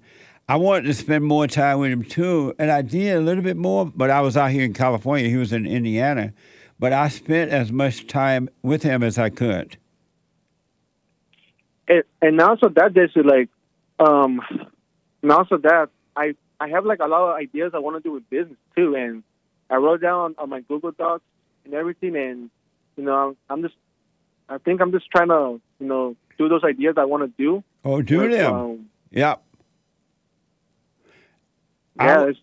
Even if, let's say you didn't go to learn a trade, but you got a job, but you got an idea of doing your own thing, doing your own business. Just take that one day at a time, one step at a time. Don't compare yourself to others. Don't try to be like anyone. Don't be in a hurry. Just work on your business as you're working on your life, and you'll be surprised how that would unfold for you too. Okay. So, yeah, I guess. But if you want to go to trade school, do that. But if you want your business, work on your business, man. But, okay. But stay with the silent prayer and just watch and let life happen as you're doing what you're doing. Okay. Yeah, and that's pretty much it. Amazing. Let me know how it goes, Jaime. All right, then. All right, good talking to you, man. You too, Jesse. All right, buddy. Amazing. Super chat. Super chat. Super chats. Super chats. Yes, sir. Hake. What the? Over on Rumble, there was a super chat from Mr. J buying a coffee. Mr. J. But I read that one. There was one super chat. What the heck? I love Mr. J. Pardon me while I have this strange interlude. Hillary bought you a coffee. Jesse and crew, thank you for helping me overcome my victimhood mentality / emotions / thoughts. Work on myself, keep my mind with my body, forgive my mama, and stick with the prayer. Absolutely, Hillary. Stay with it, stay with it, stay with it. Thank you. Stephen from Rotterdam, the Netherlands, bought 2 coffees. Could talk for hours with you guys. Shout out to the living legend all the way from the plantation down in Alabama. Coming at you with God's love, may sing a sweet soul song every now and then. Jesse Lee Peterson. Amazing. The Netherlands, we had visitors from the Netherlands. A young black lady last week and the week before. What's her name? Nangiti. Yeah, Nangiti. Yeah. Hey, Nangiti. And then this past Sunday, we had a couple from the Netherlands. White folks. Amazing. Heard around the world. They were here at the meetings by everybody and their mama. Nangiti will be at the Women's Forum tomorrow night, she said. Nice. He kind of hung around for that. Amazing. Hungry for the truth. Thank you. He's continues, shout out little homegrown Hake with the good hair and the sometimes questionable taste in music. Winky face emoji. Shout out Joel Friday. He black. All the way from Arkansas. Shout out first class Captain Anchor Baby Nick might do the same to gain American citizenship. Alien emoji. Shout out to Hunter Sean with the sick bow and arrow skills. He's definitely an exception in his generation in the sense that he is a real white man. That's for sure. Shout out Hassan. He ain't no rapper. He a MC. Celebrating hands emoji. What the? Shout out to the invisible people working behind the scenes. Love you guys. The JLP network might be one of the things Jesus spoke of when he said, greater things shall you do. Heard around the world by everybody and they mama. Great White Hope 24. If you black, it's everybody and they mama. If you white, it's everybody and their mama. Indeed. Thank you. I appreciate that. Thank you. Jackie bought a coffee. Jesse and crew, y'all are amazing. Started listening to you recently. Many, many things make a lot of sense now. I can see things clear now, and I plan on confronting my mother and forgive her for all the toxicity she's always transmitted to me. What the? Love you guys. Stay with it and forgive. And stay with it. It's going to become clearer and clearer and clearer and clearer and clearer. Thank you. And thank you, guys. I do believe that's all for now. Thank you all so much. I do appreciate it. Stay on that straight and narrow path. And those who haven't gotten on it, I encourage you to get on it. But it's up to you. Forgive. Be still and let the truth take over. And the truth will make you free. Not your truth or my truth, but the truth. All right? And Donna, I keep missing Donna from Orange. She called in kind of late. Donna called me back. Rick out of Hampton, Virginia. Will out of San Francisco. And Derek out of Tennessee. I am so out of time. Tomorrow is Bible Bumper Thursday. Whoa, mess! Thank you all so much. Thanks for the super chats and the donations. I do appreciate it. The Hake Report is coming up now. TheHakeReport.com. And after the Hake, Wow with Hassan. And then the Anchor Baby at 12 noon. Have a good one, folks. Take care. I had to get on the track one time. Joel Friday here. Look, stand up. Stand up, we got fighting to do. We gotta show him who boss. He put a Viking in you. He put that lightning in you. Igniting the truth. But you beg and blame and lie and hate and never wanna stand for the truth. So what you planning to do? You understand in the lose. You better go talk to your mama. Better stop at the drama. Better drop all the trauma. Boy, you better stand up and up. Put your hand up and hut. Cause if you don't, then we lose. And then we gotta hear the fake news. Whoa.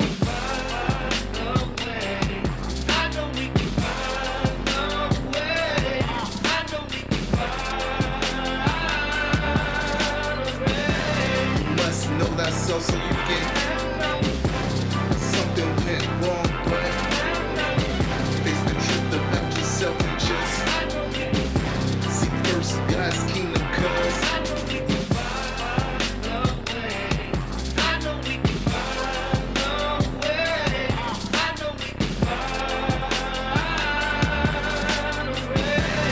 must know that so you get something went wrong, but and just seek first God's kingdom, cause I know we can find a way. I know we can find a way.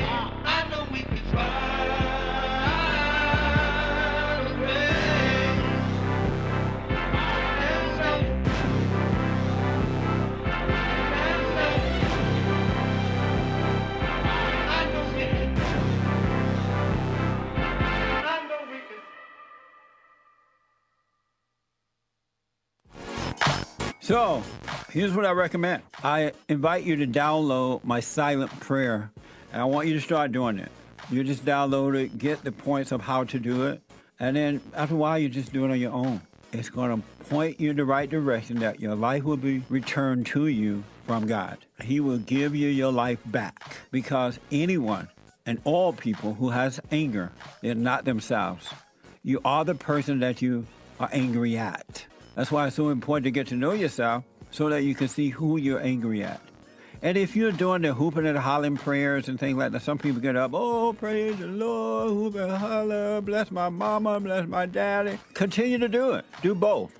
You will see if you want to stay with the hooping and hollering or do you want to be still and know God. So my gift to you, no charge, at rebuildingtheman.com/church.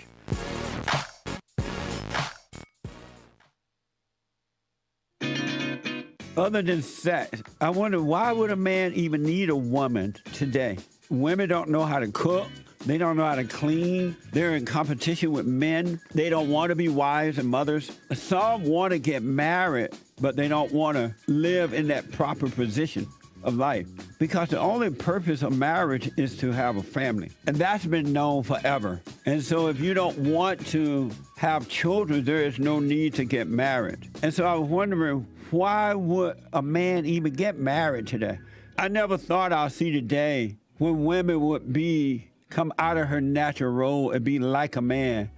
Even though she hate that role. When she was with a man that's weak, she hate him. But if he try to be strong, she'll stop it. I never imagined that. You're seeing good destroyed and abnormal is presented as normal.